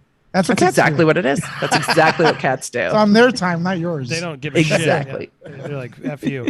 Well, look, I don't want to stay as long as if you need to go, you need to go. Totally, I'm honored to meet you, and I'd love to figure out more ways to work together. Absolutely. Have you guys moved on to other topics? I feel like I know you talked about this earlier, and then I kind of jumped in. Yeah, we wrapped it up. I have plenty of stuff to talk about. You tell me when you need to bail, but I'd love to. Oh no, happy to have a chat. What are y'all talking about? Well, all right. Yeah, well, we talk movies sometimes. Is there anything you're interested in pop culture? You say law nerds. Are they nerds? Like movie nerds? Oh, we're nerds. I'm actually covering the Scarlett Johansson Disney case that I'm recording for my podcast for next week, which is very interesting to me. Did you guys see Black Widow? Oh, yeah. I'm curious. Did everyone watch it on Disney Not Plus? Not me. I haven't seen it yet. Really? Are you going to watch it on Disney Plus? I do want to watch it. I do. I'm very curious because of the mixed reactions. Yeah. What were you saying, Steph? I actually saw it in the cinema, although I read earlier on today, it seems unconfirmed, although I can kind of believe it, that there was this, I can't remember what it's called now. There's a ride in America that's basically like an elevator and it drops. Tower of Terror. Yep. That's it. She was going to do that movie, but unconfirmed reports, Disney are kiboshing that now. Well, Apparently. she's That's what it also looks like. She's also not in What If, which was really interesting to me because I've seen the first 3 episodes of Marvel's What If, and I don't want to spoil episode 3. It's the best one. They get better as they go. It's not the greatest show, but in episode 3, it's Lake Bell. The actress Lake Bell replaces her, and it was really noticeable. I'm like, why didn't they get Scarlett? And it makes me wonder. I'm suspecting there were some bigger problems, not just from the obvious that we heard. But as for Black Widow, I thought it was very unnecessary. I didn't hate the movie, but I didn't need the mid-chapter to all the movies we saw. That said, I loved Yelena. Like, Florence Poe was amazing. Yeah, she's great. But it was like the Florence Poe movie. It wasn't the Black Widow movie. You know what I mean? I had that problem with it. Pew. It's pew, pew, pew, pew, pew. It's the Star Wars pew. But there you go. I'm still shocked that Disney came back with the response, like shaming her about the pandemic. Like that was insane. It was so bad. It was insane. It was so bad. They were like scalding her like a spoiled child, and then they were like, "You made $20 million. Sit down and shut up." And it's like, how much did all of the male stars in the Marvel series make? It was wild to me, their response, which is part of what sparked my interest in the whole thing, is how poorly they responded. Because otherwise, it's a pretty simple contract dispute. Yeah, well, it's weird too that none of the Avengers stood up. Like they're all so afraid of not rocking their own paychecks, or they don't want to affect their bags, right? It was very telling to see how quiet all of them were. They've all supported her. They all came out for James Gunn. They all came out for Chris Pratt when he was getting canceled online, which I think was unfair. All of it was unfair. But Scarlett Johansson stands up for against the streaming world, and they're like, crickets. It was very interesting. Crickets. And I applaud her because I think if the actors don't make a move, I've reported on this a bunch, but I think people are underestimating. Yeah, streaming's easy. We want to watch at home. Okay, great. But if the studios control that, we're going to lose the way we have movies right now. Like they're not going to make the same level of movies because they're not going to actually make money later. The windowing helps bring more money in, but it also makes sure the actors get paid. And I do think we're going to miss actors. Like we're going to miss those big budget actors at a certain point. And it's a short-sighted gain where it's like right now I saw Free Guy and people are like criticizing that Free Guy, the new Ryan Reynolds movie, is in theaters this weekend. And I'm like, why? It's if you don't feel comfortable or you don't want to go to the theaters, then wait a fucking month and watch it on streaming. Like let it get some money. You don't have no one's forcing you to fucking go. And then let it get more money when it streams. Like I don't understand what this. Why are we even fighting about it? Let the theaters have some money. Get extra dough. Like there's still you know what I mean? Do you feel that way? Like do you feel like you have to have the exclusive movie on your streaming service immediately or else you're never going to watch it? No, I mean, I don't. I'm going to do Disney Plus anyway because I want to watch the Star Wars movies all the time. And my kids are obsessed with Clone Wars. And it's the easiest way to watch the Clone Wars series over and over again. I also really have enjoyed Loki and some of the other properties that they've put out. So I love Disney Plus, but I'm not going to not subscribe to Disney Plus if they don't release everything directly to Disney Plus with, a $30 pass. It's not going to make it or break it for me or a lot of people. And I think movies like Free Guy and others getting released to theater, if they were really worried about Black Widow, they could have waited longer and released it wider later in the summer to theaters. They had the opportunity to renegotiate with her and just blew her off. Yep. And that is the thing that was so telling to me. And they made, it looks like half the box office in streaming and did not split that with her, which means they made more profit because of it. Right. And we were at Disney to go to Star Wars Land and go on Rise of the Resistance, which was amazing. I've heard it's fun. And it's fucking epic. It's I heard epic. it was even more fun pre-pandemic because it was more interactive, but now they've had to cut a bunch of it out. But anyway, I'm sure that it probably was, and I'm sure that it was more. I'm sure that it was. It's incredible, but they still had all the big Black Widow posters and stuff, and I'm like, yeah, but fuck you guys, man, come on. They're still really heavily promoting Disney Plus through the fact that Black Widow's on Disney Plus. yeah, it was very weird. It's what's his name, Chapek, the new guy, is not as talent friendly because he was running the parks and he doesn't give a fuck. And so it's just very interesting to see how that's all playing down. In fact, they're actually related. I was going through my list of stories. It's funny because he just made comments about how they're not going to do this with Shang-Chi. Which are you excited for Shang-Chi? I'm kind of like, maybe. I mean, the previews look cool. Yeah, it's like, all right, maybe. I'm not like I'm watching it next Wednesday. I'll watch it. You're seeing it Wednesday, Lewis? All right, you're seeing it before me. I'm jealous. But he's saying, as you probably recognize, we live in a very certain terms, recovery, and the theatrical exhibition is certainly part of that. We said from the beginning we value flexibility and being able to make that as last-minute calls as we can, given what we see in the marketplace. Chapek said, certainly when we are planned on our schedule that we're executing right now, we did not anticipate, nor do I think anybody did, the resurgence of the Delta variant and would have a significant impact. But he says, they're not going to do both Shang-Chi and what's the other one? There's another one that Disney's releasing. Free Guy. They're not, Immortals. They're not changing those two right now. They're staying. Right, which means they could have done the same thing with Black Widow. Correct. But they didn't want to. Correct. And they knew that was going to be families. I think families that want to watch Marvel movies together. We have a family of 4. We really loved streaming Black Widow, and we streamed Raya, and we streamed Jungle Cruise was awesome. I really enjoyed it. Jungle Cruise was really fun. Yeah, it was really fun. But my youngest was like, "Wait a second, is this Jumanji?" And I'm like, no, it's not. No, it's the Jumanji Mummy. Movie. Gosh, It is more like the Mummy. It's not Jumanji. I know Dwayne The Rock Johnson is the only person that can act in anything anymore, but it's not actually another Jumanji movie. But we really enjoyed it. I loved when it opened up with Metallica. I was like, "Fuck that yeah, was fucking great! Let's do it." Yeah, the Nothing Else Matters cue was really nice. I was like, wow, good for that. I totally caught it right away. I loved it. Yep, same. My kids had no idea why I was getting so excited. I'm like, dude, they're playing Metallica in this in a really cool way. I was so excited. Yeah, it was a really nice little subtle thing. But yeah, so it's a 45-day window. So these movies, Free Guy, whatever, they're in 45 days in the theaters. Great. Support the theater industry so it doesn't die. And then in 45 days, you get to fucking watch it on Disney Plus. What the fuck are we crying about? I don't get it. People are if people don't want to go to the theaters, no one's going to make you. Exactly. But I'm so sick of people telling me what to do. You have the choice. I mean, yes. The fucking choice. You don't have to go see it in the theater. No, you can stay don't home. guilt me because I can go to the theater safely and I'm vaccinated and I don't care. Let me go see the fucking movie in the theater if I'm able to. If you want to wait, then wait. We can both win on this. You don't have to get it spoiled. It's fucking crazy. Here's another one though. I did want to mention this today because a lot of people were telling me, but the Powerpuff Girls pilot, which I have read, guys, that this live action Powerpuff Girls pilot is like awful. It's so fucking cringe and weird, sexualized. Oh no! Super like just trying to make them all lesbians and like proud lesbians, and you're just like, okay, it feels so weird. There's actually like I don't think I'm allowed to spoil it off from the script, but I can tell you it's god awful.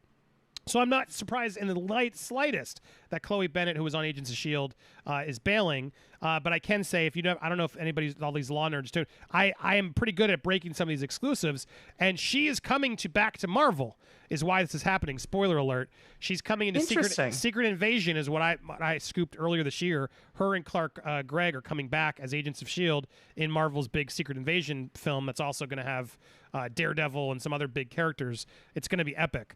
And so are they not going to fuck up Daredevil? I mean, they've had lots of opportunities. It's Charlie to not. Cox. Charlie Cox from Netflix's Daredevil is coming back. Perfect. He's coming back. Because that is such a great Daredevil. I didn't know that. And the rumor is, I'm pretty positive it's not a rumor anymore. I might be. This might be actually a exclusive. Kingpin's back too. He's the rumor awesome. is Vincent D'Onofrio is coming back for Hawkeye. So I'm all for them bringing back certain these people, but I meant to tell my audience tonight. Chloe Bennett has scheduling problems because she can't come back to Powerpuff. One, because it's garbage, and two, because as they're about to start the reshooting, Secret Invasion is starting. So this only, to me, is hopefully reaffirming that Quake, Daisy from Agents of S.H.I.E.L.D. is coming back to this. And then the other big news was, are you an Avatar Airbender fan? I like Avatar Airbender. Because they, guys in the chat and everybody, they've announced the casting. Here they are. Aang, Katara, Soku, or what's his name? I said it wrong. Sokka, and what's his name? Zuko is coming in. These are the live action versions of them, which I'm like, all right, they could play well. I need to see them in action. I need to see where this is going to go. But everyone was trending today because the live action Netflix series is finally coming about. But I don't know if you haven't guys watched that show. It's a fucking amazing cartoon. I got to watch that with my daughter, and I really loved it. Legend of Korra, not as good. Definitely had some problems with her, but Airbender is amazing. So I'm excited about this, but it's nerve-wracking because the creators have left. And I heard the creators left because Netflix didn't want to make it as much of a cartoon. They're trying to make it more Stranger Things. And they want more kissing and a little bit more adventure and a little bit more violence. And the creators, one, wanted to make it more kid-friendly. Two, they were just used to animation. I heard they were just not very good at figuring out how to write hour-long drama scripts, and they were having a lot of conflict with the Netflix brass of like, guys, you got to figure out a way to make this work, and they couldn't take from half hour to an hour, which happens a lot in the industry. But we'll see. A lot of people are nervous because the creators aren't back, but that was another big story that trended today. Is anybody else on the panel excited for the live-action Airbender, or is this a complete waste of time? I'll be excited when it comes out. Hopefully, M. Night Shyamalan doesn't have a scene where he talks for like 10 minutes. That's all. Like the movie. Yeah, I'm with you. That's a fair point. The thing I'm because I'm just breezing through some of these headlines. The thing I'm more annoyed about is this. I need to rant about this, guys. They're bringing back another Home Alone. Why? Because Disney Plus needs money. Leave them alone. Property. The Home Alones were good. Leave them be. Home Sweet Home Alone, guys. Ellie Kemper, Rob Delaney. A lot of people. This is the guy from Jojo Rabbit. He was pretty good in that, actually. He's the new... he's good. He's the new kid. And here's the synopsis, guys. Ready? I want to hear Emily and everyone's reaction to this. Max Mercer, a mischievous and resourceful young boy, has been left behind while his family is in Japan for the holidays. So when a married couple attempting to retrieve a priceless heirloom sets their sights on the Mercer family's home, it is up to Max to protect it from the trespassers. He will do whatever it takes to keep them out. Hilarious hijinks and epic proportions ensue, but despite the absolute chaos, Max comes to realize that there really is no place like home sweet home. Ugh. I saw that movie. It was called Home Alone. Exactly. What the fuck? You filthy animals.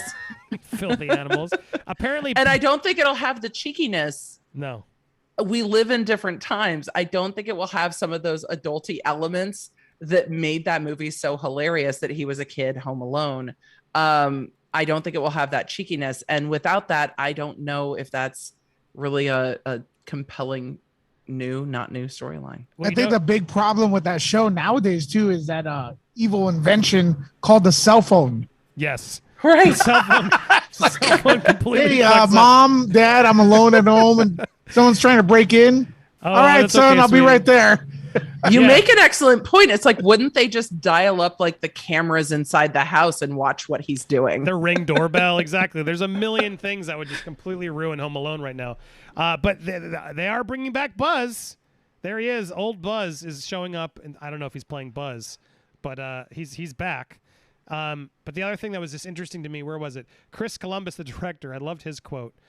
So the Chris Columbus who made the first movie said, "Nobody got in touch with me about it. I think it's a waste of time as far as I'm concerned. What's the point? I'm a firm believer that you don't remake films that have had the longevity of Home Alone. Facts. It's like Back to the Future. You don't need to fucking remake it. No, don't touch Back to the Future. I will fight it. people if they try to touch Back to the Future. I have your back on that one. You're not going to create lightning in a bottle again. It's just not going to happen. So why do it? It's like doing paint by numbers version of a Disney animated film, which they've done. A live action version of that. He's literally just calling them on. I love it. What's the point? It's been done. Do your own thing. Even if you fail miserably, at least you came up with something original.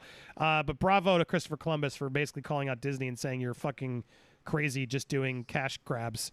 I don't know why they're making Home Alone. The sad part, right, is kids, I guess, have kids not seen Home Alone? Parents. I mean, my kids have, but I'm a good parent. Right. My kids have seen Home Alone and listened to the Rolling Stones, so I don't know. I want to know, is there a parent in the chat that's willing to admit this? Hit a 0, because I'm going to call you a 0. That is like, yeah, I didn't show my kid Home Alone. Because I feel like you're doing a bad job as a parent. That is one of the best family films you can have like a joy of like waiting for and showing to your children. Is the first Home Alone movie? Is there another movie than that? So you have kids, Emily. Like, is there another movie that you can remember that like brings kids joy than the first watch of Home Alone? I mean, we love Home Alone. We also love A Christmas Story. There are a few Christmas movies that are classics that we love. But there's nothing quite like watching a kid taking on some bumbling adults and bashing them in the face with a paint can. Mm-hmm. Like, kids they root for Kevin McAllister and they think his brother's a dick and they don't like his parents and his uncle. And there's just so much to root for in that movie. And then the movie clips with the "you filthy animal" and the stuff that kids maybe shouldn't be watching. It's great. And it does. I mean, I have boys that are 9 and 13 and they think it's hilarious and they love it and they love watching people get smashed in the face. So it is what it is. It's so good. And if you're a parent, I see no zeros. So good. If you're a parent and you're introducing Home Alone through the Disney Plus Home Sweet Home Alone, I'm sorry, that's a terrible parenting move. I disown you as to get out of it. Unsubscribe. I'm embarrassed. That is blasphemy to do, so don't you dare do it. But anyway, there's a new Home Alone coming because of course there is. Disney owns Fox. Of course there is. And they're going to make whatever the fuck they can, as much as they can, to try and print money for Disney Plus exclusives. To be fair, he directed Home Alone 2. So, yeah. Well, at least it had Macaulay Culkin and Joe Pesci. I was going to say... and Donald Trump. Donald Trump, thank you. It's one of his best performances. My kids were so confused when we watched it. I had forgotten about the cameo, and my kids are like, "Wait a second!" I was like, he there? "Oh yeah, there were things that happened before Donald Trump was the president." He's in a lot of movies. You heard that? Yep. Why? Like he made it part of the deal. Like if you shot in one of his hotels, you had to cast Donald Trump in the movie. It was kind of brilliant on his part. But that's why Donald Trump shows up in a bunch of weird movies. You're like, why is Donald He was Trump in all the boxing matches too, the heavyweight fights back in the day, like with Don King and everything. There was another. Was it Heat? Too funny. There was a movie like Heat or something, I think it was, where they had to shoot the Donald Trump cameo, but they didn't have to keep it. So they like wasted a whole afternoon shooting with Donald, and they're like, all right, cool. And then they literally like burned it, whatever. Anyway, please, guys, please make sure you watch Home Alone the right way. There was something else I said. I want to make sure I've cleared through because I missed a lot of your supporters came in. So while you're here, you got to see all these people who supported. Kim Ruddy, thank you for becoming a member. Judy, you got this. Law Nerds from Emily, say hi. Judy, how generous of you. Meg Stewart became a member. Michaela became a member. I don't know if these were right before or right as you came. Alicia Strawn became a member. Jimmy, Law Nerd, and Popcorn Nerd jumping streams. I saw people asking, Steph, we need a name. They're like, what are the Are we the Colonels? We had the Popcorn Planeteers. It's kind of long. I feel like, Steph, we need to come up with a better community name. Or which one do you like, Steph? I love that. Well, yeah, we are known as the Popcorned Planeteers, but... no one uses it. It's too long. right? Yeah. The current we need the popcorn. We need something. We're taking suggestions. Steph and I will figure this out. Katie, Law Nerds in the house, subscribed and happy to support. Excited to watch your videos after this. Thank you for coming, Katie. For Emily sending you guys here. Just Me also said Law Nerds writing in. Whoop whoop. These guys are no joke. Octo Nation, the largest octopus fan club. I want proof of this, Octo Nation. No, it is. Octo Nation is legit. Go on. Is it? Joe Rogan has like shouted out Octo Nation a couple times on the podcast. Go check them out on Instagram. They also have a massive Facebook group. So, oh my yes, God, they really are. Holy shit! Yes. I apologize. Well, I like to do my homework, Octo Nation. You just gotta follow because holy shit, yeah, the greatest, largest octopus fan club. Bravo. Good to know when I need someone to talk about octopuses. I've just followed you. Oh, you definitely want to talk to Octo.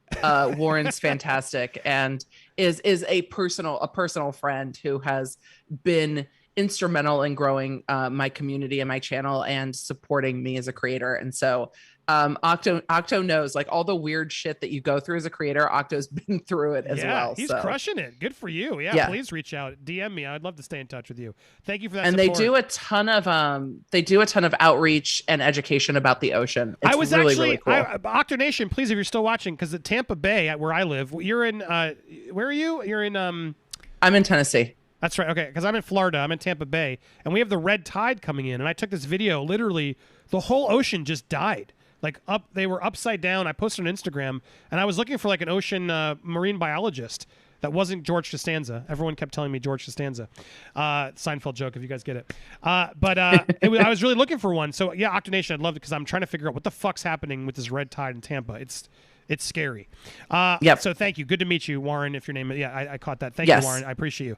Heidi also brought my scotch and my Law Nerd self to say hi. Welcome, Heidi. Tree Kitty. Law Nerds in the house. Christopher Velasquez also sent us chat. Tia, Sabo, Law Nerd. Emily sent me a lot of purple hearts. Those are adorable. And then Heidi Gilmore. Christian NZ, are you in New Zealand? Either way, thank you for both becoming members. Wancho, that's one of my men from the Ravens flock. Love you, Wancho. You did a great job covering Free Britney tonight. Much love to Lewis. A Nerd Report. Steph, the Alter Nerd. Extra hearty for me today. Ravens flock while you were in Vegas. Yeah, we're going to Vegas, guys. Woo! Excited. We'll be partying. When are you going to Vegas? We are going to do a fan meetups. We're covering CinemaCon. We're hoping the Spider-Man trailer will drop, and they're only going to show it there. I'm hoping, so we can tell you because they it's for cinema exhibitors, and so we got access as press to they try to woo the distributors to and the cinemas on what the studios have coming. So you can get some good insight there.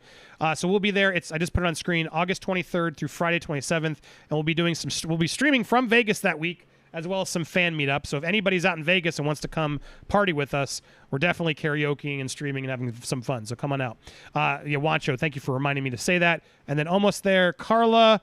My gosh, amazing, supportive, generous crowd here. Carla Barrick, Law Nerds in that house. Emily, love you. Drinks up. Woo! So many drinks up.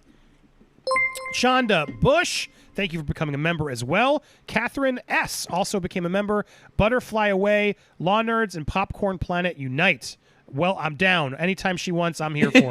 I love her energy. AJ Martinez, how the hell is Justine worth more than Britney and Janet? Oh, Justin? Is that what he meant? Like Timberlake? Janet Jackson, the queen of legend, yet that prick is more worth than our queen. Ew, right? Justine? Is he talking about Justin Timberlake? They've got to be talking about Justin Timberlake. And when you look at the fact that Britney's dad is spending over $1 million on lawyers in a year, you can understand where her money is going. Because every time these motions happen, Britney is paying for her lawyers and for her opposition's lawyers. So it's like she's paying to fight with herself. And every single time she wants to stand up in court, she knows, and her legal team knows, that they're going to be paying both sides. Hopefully that's coming to an end quickly. But yeah, she's paying for the lawyers on all sides of the thing, and paying for Jodie Montgomery, and paying for Sam Ingham, and paying for her dad's getting paid monthly. She has so many people that are making money off of her. It's wild. That's why people are worth more than she is. Her money is flying out the door. So sad. Parent loves child unconditionally, helps them with when needed, protects, doesn't go public for gain. Facts, Michelle T. I appreciate your support, but as we talked about in that, it's insane how much he needs to sort of attack to justify himself. It's really depressing and discouraging and proof of why he needs to get out immediately. SJS. Celebrate good times. Come on. I didn't sing it because I don't want him to ding me. Love your show. Thank you, Free Britney. I got a song coming. Can't wait to share with you guys. I will show you, Emily, soon. I'm really proud. I'm just dealing with some some YouTube copyright things. It's so fucking annoying, but stay tuned. I got a celebration song coming, guys. Oh, copyright things. They're it's so fun. It is epic, though. Steph's heard it. Yeah, Steph knows what I'm talking about. It's a Britney themed epic anthem that's coming, guys. Shonda Bush again. Law Nerds United, we ride. Man, they ride. Woo! They Andy, do. 2,000 watching. So awesome. You have an amazing channel. Thank you, Gene Rick. It's always good to see you here. I know you've been here forever. I appreciate you. Michelle T. Thank you for Andy Signore for your commitment to justice. It's true. Do you do the other one I've been very passionate about is the Johnny Depp campaign. Do you follow that as well? I have been. I've been catching. I followed the UK case much more closely. I've been catching up on the Virginia case. There's a lot to that case, and it's fascinating from a legal standpoint, but also like the social perception and the media play out on that case has been very, very, very interesting. And when I prosecuted, I did have a number of domestic violence cases where my victims were male, or even where my victims were in same-sex relationships. And it's very interesting to see the disparity in how those cases are treated across the court when the victim is not a traditional, female in a heterosexual relationship. It's very, very interesting. So yeah, well, it's also Johnny Depp is showing how that plays out. Yeah, it's also very telling when when one of Amber's lawyers, who's also running Time's Up, was also slut shaming her clients' accusers. Yeah, it's fucking the level of corruption, deception, and abuse of power for an organization that's supposed to be standing up against abuses of power. It's infuriating. I think I sent you a bunch of those links. One of the heads of Time's Up, just stepped down. Yeah, that's what it was. With Roberta Kaplan. Yeah, with the Cuomo stuff. Yeah, it's unbelievable. She was repping Amber for a while, and yes. she was lying about the case, doing stuff, saying the op-ed wasn't about him. Anyway, I won't digress. My fans know forever. We'll digress another day. But yeah, anytime you want to do it, Johnny, get updated on Johnny. I will happily jump on and help you educate or fill you in on some of that detail because I've been on that. Absolutely. The court has really is just taking this step. They've been trying to get this thing dismissed in Virginia forever. So the legal wrangling is kind of thick, but I feel like we're at the end of that. There was just a recent ruling. So right. He also just got the ACLU has to fess up and prove whether she paid, which is fucking insane, massive. The fact that was a hard one to get, but now they have to prove, yes, she didn't pay it. So I'm very much looking forward to that. David March, one of my investors. What's up, David? Oh, wow. You have Emily Baker on. Emily, tell Andy he needs to go on Eric Hunley. Do you know Eric Hunley? Oh, you definitely. Do you know Eric Hunley? I don't think I do. I'll connect you to. I'll DM you. Eric has a fantastic channel and does some really fascinating interviews. Okay, I will look. Yeah. David, you haven't sent him. David always sends me amazing people. I reach out to. David and Emily connect. Yeah, send me if you can. I will follow up. Thank you for that, David. Paul Campbell, Justice for Johnny Depp. Amen, brother. If you know, I want to show something really quick. There's a little Easter egg behind me. Wait, where is it? I will show it to you. You can't really see it, sadly. Hold on. But I have a T-Rex back here. And inside the T-Rex is Mira, Amber Heard. I like the not so subtle shade. My little homage to Justice. I got to make sure it's more prominent, but there you go. My little homage. And then we had one from, sorry, there was a lot. I want to thank him while you're here. Kitty M, thank you for all the Free Britney coverage. Thank you, Kitty, for watching. Nicole, thank you for that tip as well. And then Paul Campbell, here's to Andy Lewis, Steph, Emily, Bunda, Will. What an amazing stream. You deserve it, Andy. Justice for Johnny. Facts, Paul. Thank you so much for all the beautiful people who showed up. Classy Mom says, Law Nerd votes for the popcorn kernels. I like that. I mean, the Law Nerds will name your communities. They've done it to numerous creators that have been on my channel. They name it's like, wait, what's your community called? What are we when we're on your channel? And so you will definitely see that. Yeah, it's popcorn. It's popcorn, pop culture, outrage culture. We call it all that bullshit. So popcorn. The pop kernels. The kernel. Why go popcorn kernels? The nerd kernels. Just nerd corn. Yeah, popcorn kernels sounds good so far. Unless something better comes along, we might name it tonight. There you go. Thank you, Classy Mom, for the suggestion. And then last, Coco B also sent a 20. Wow, just a sticker. Sorry, let me scroll up because it was for $20. I'm gonna epic fail. Crying. I think you're speaking to Jamie. I hope, not me. The crying hippo or Amber Heard is Amber or Jamie. There's a lot of them that are epic fails in here. And then, all right, stream elements. I'm making sure. Nicole, did I get Nicole? Sent through PayPal. That's the trick. You do the trick off of YouTube, right, Emily? No. Oh, I can teach you that. See, right now I'm going to show her. I'm only doing this to show her. So here's yeah, because you have a link tree. Oh, come on, Emily. Emily, let me help you. You help me tonight. Let me help you tonight. Ready? You want to make some more money, guys? Help her set up the law nerds. Help her set this up. Set up a stream elements. You get more money than the super chats. It takes less percentage than Google takes, and you can if you use OBS, you get more through there.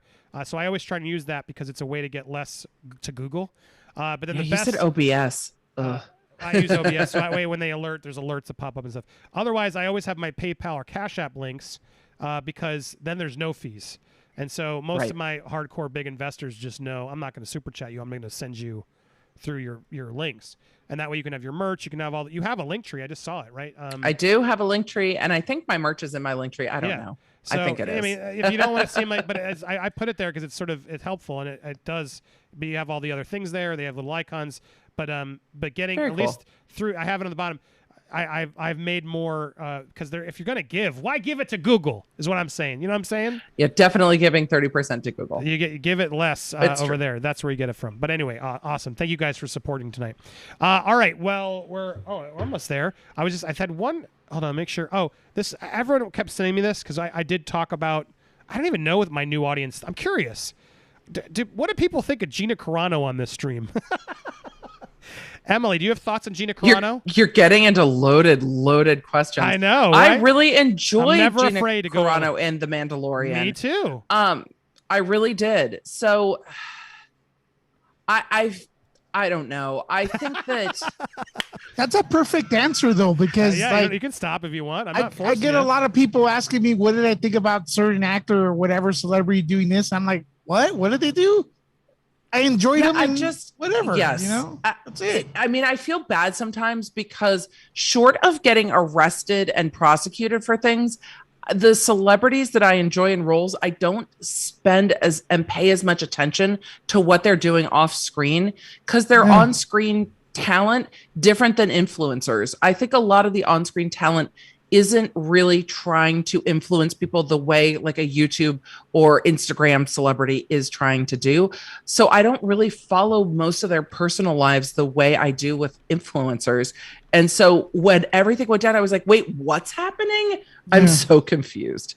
I'm so curious because I'll put it out there. I have defended her. I think she made a mistake in the way she said some things. But I was watching this story pretty closely for a while, and the only reason I defended her because I saw her being called like transphobic and things. And as I was actually looking at it during the time, I was like, no, she wasn't. She really wasn't. And so I really hate when the mob justice of social media just comes for someone's head because people are complaining because they want certain things to be done, and they're just like, no, I don't want to put that in my bio or whatever the reasons are. And so I have defended her, and some people have gotten mad at me for defending her, but I don't like social mob justice. It took me down. Some other people close me. So I've stood up for her because I don't think she was saying the things that people were really accusing her of.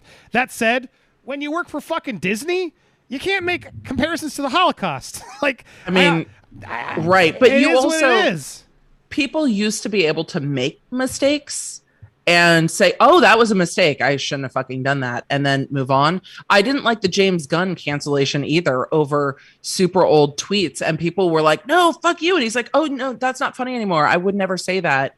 I've grown, I've learned, I've changed. And there's been some comeback around with that. But at the time I was like, wait, what?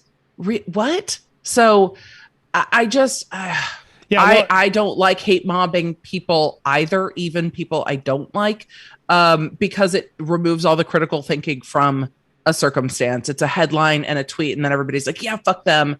I don't like it when companies cave to that. I understand why they do. But I know others in the cast had made controversial comments as well. That's what I want to make sure I said. Like where the controversy really happened was like, all right, you're going to fire her for saying that? Pedro Pascal had said same thing. So it's like where the hypocrisies of like, if you're going to fire her, fire him too, is where I really got frustrated. Yeah, but maybe he stopped doing it and then she continued after they were both maybe scolded. But at the end of the day, like we don't know, hold them both accountable and have the same, feeling for both is where I got stuck. Anyway, I try not to get political in here. Sometimes it happens, but we don't. I don't like Trump, but I support. I know some of my viewers try to, as long as we can have conversations and respect each other. That's what I've tried to do. I've become more centrist in my life. No, you can't have that. Sorry. I try to hear people out and I try to. We don't have to agree always, as long as we can be respectful of each other. That's the community I try to build here. But obviously, it's politicized for her, and she signed up with Ben Shapiro in her movie. Look, I say good for her, man. If she's happy and she gets to make her own little new movie, fantastic. And since I've covered her in the past, I didn't want to not cover her either. She is. I've reached out to her. She's talked to me a couple times. She's a really nice person. She's really kind. She tries to just stop hate online. And so I'm look, whether you like her or not, you don't have to watch her work. I think she's happy here. And today's news this was trending as well today because she finally revealed sort of her first details about her movie that she's doing over there that's been funded. And I say good for her. People are going to be excited to see it. Some people won't. But the fact that she, after all, a lot of people, this is a lot of comments on it. A lot of people get sort of triggered by her. But the fact is she got a movie. She's making it. It's happening. She's doing a revenge thriller written by the Hitcher writer. I don't know who that is. But apparently that's an old movie, man. It has. I saw something that made me excited. She said it has the feeling of Duel and one of my favorites, underrated movies. If you guys never saw it, there was Duel, Breakdown, and True Grit. Breakdown with Kurt Russell is a fucking great movie. Have you ever seen that, Emily? I haven't seen Breakdown, but I really enjoyed True Grit. Breakdown with Kurt Duel Russell. The one with Steven Spielberg? Is that the one she's talking Spielberg's That's first, awesome. Which is also a good one. But Breakdown, really underrated movie. There it is. It's on.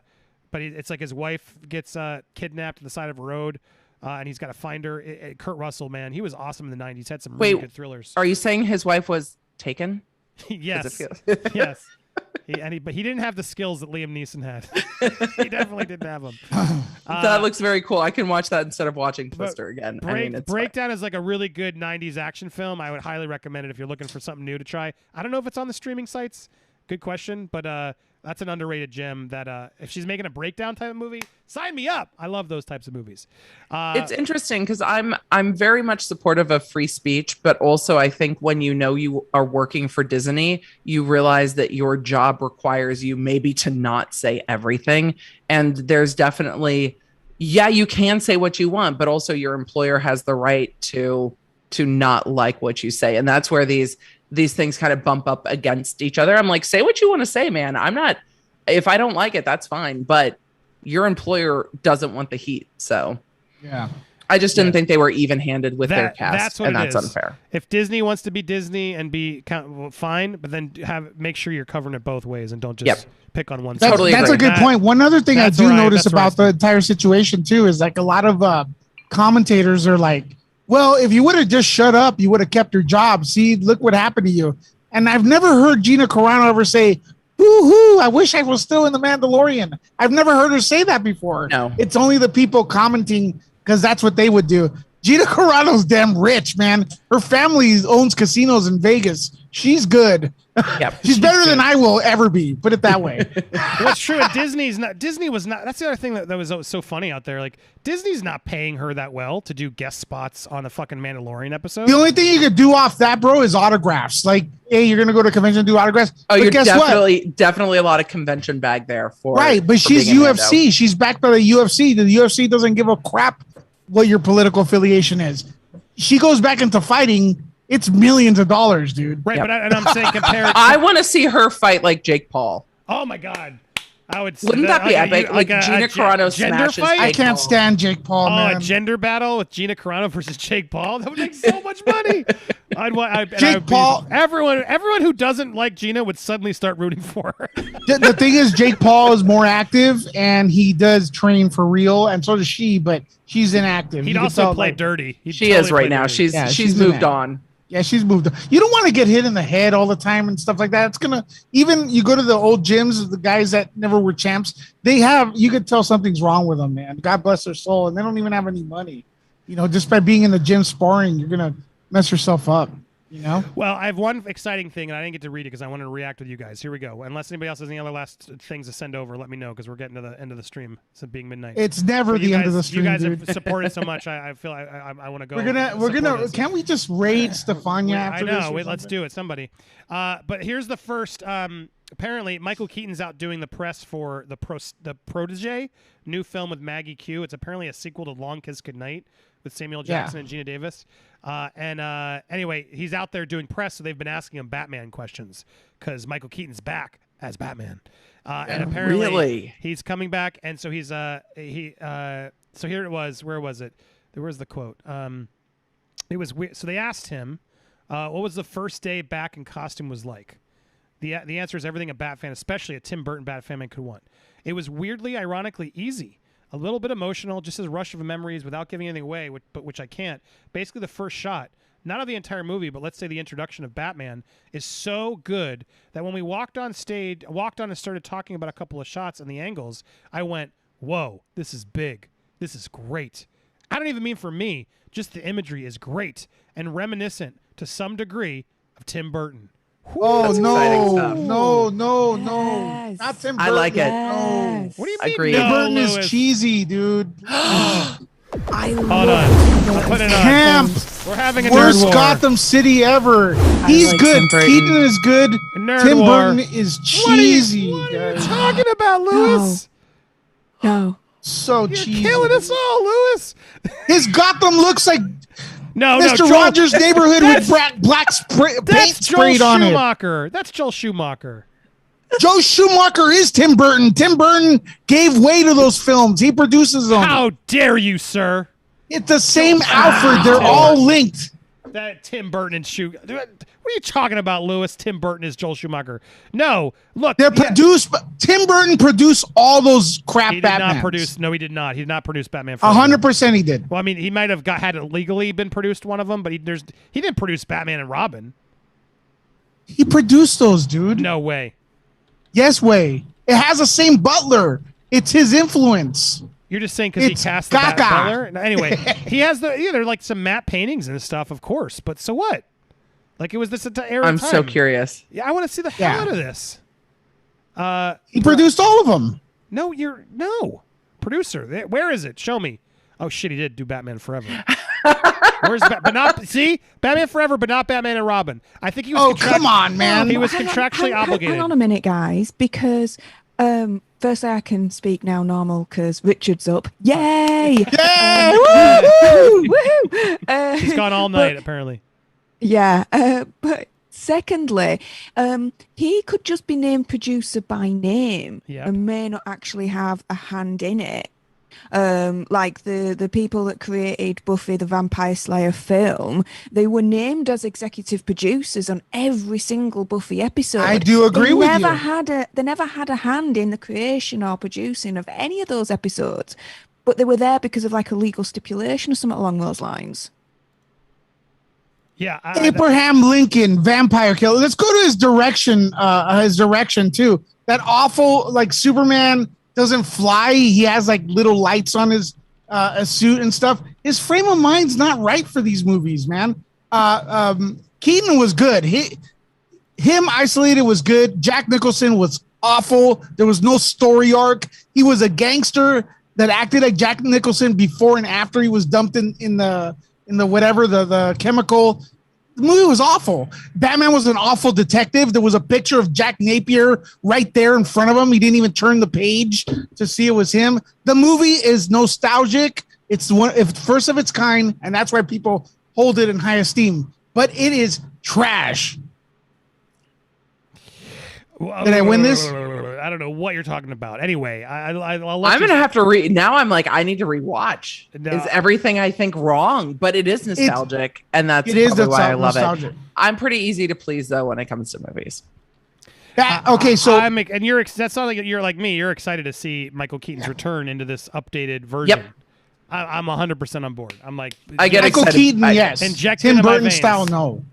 No, of course. I mean, how can you bring back Michael Keaton and not honor Tim Burton and what he? It's got to be kind of dark and gritty. It's totally, which I love. He's going to Tim Burton's Gotham City. That's why he's there.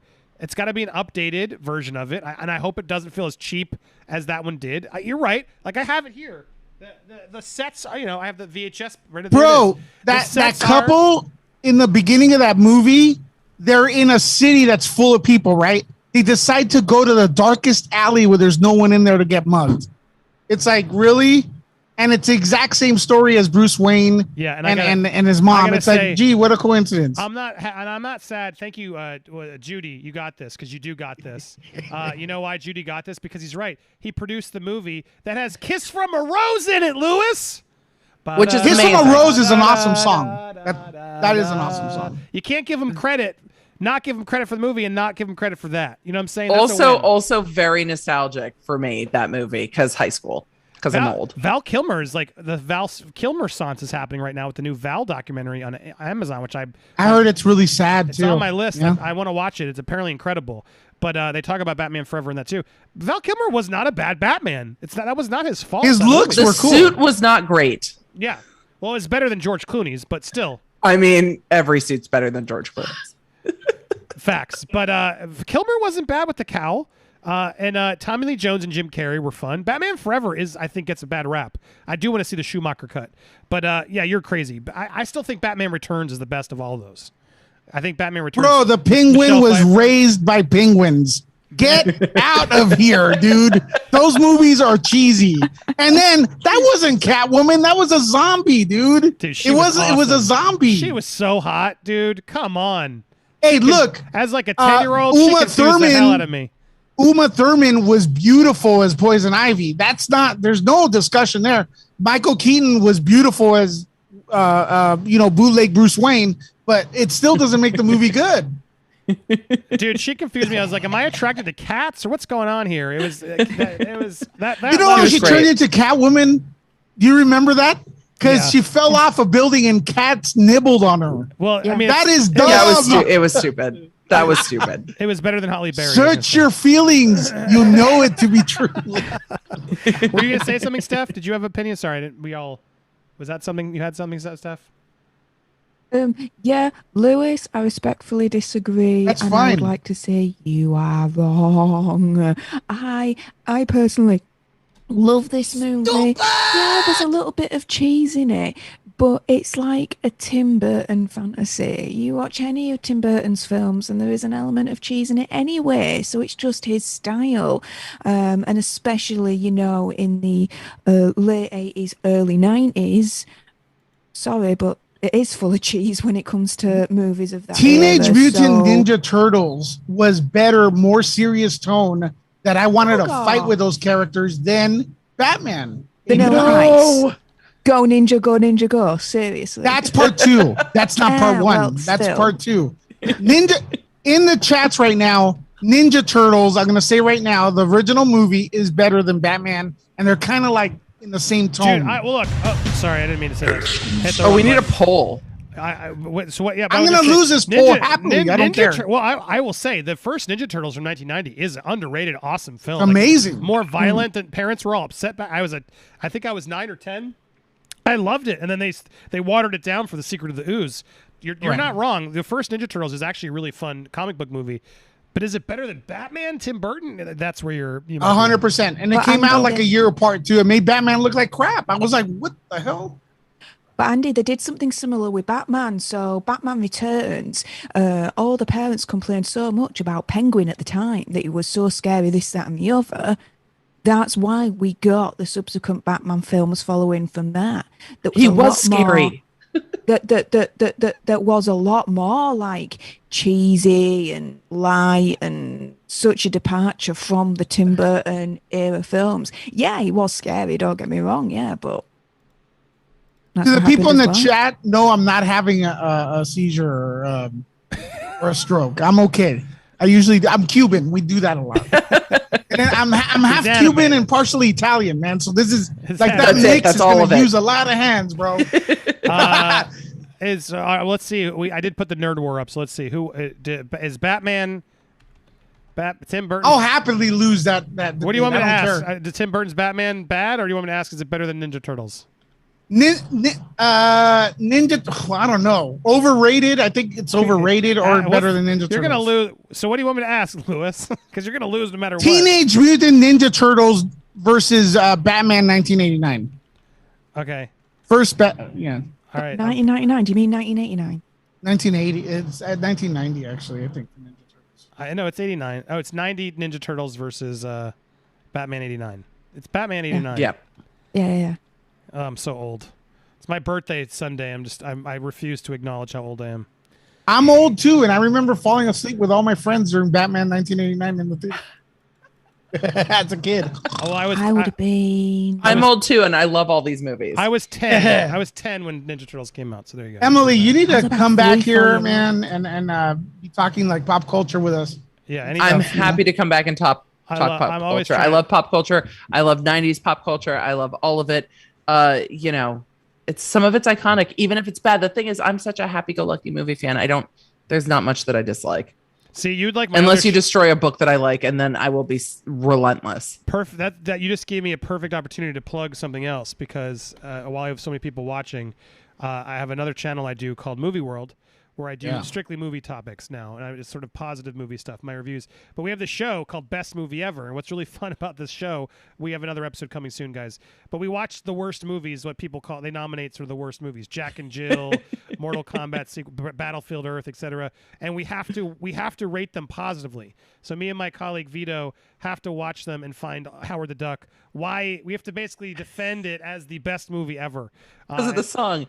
Yeah, the song, soundtrack was Howard the Duck we song actually, is iconic. We actually and Howard the Duck was a great episode if you're going to watch one, guys, because we got I will. We got Ed Gale, who was Howard the Duck, to be our judge that week, and he we talk about the songs and everything.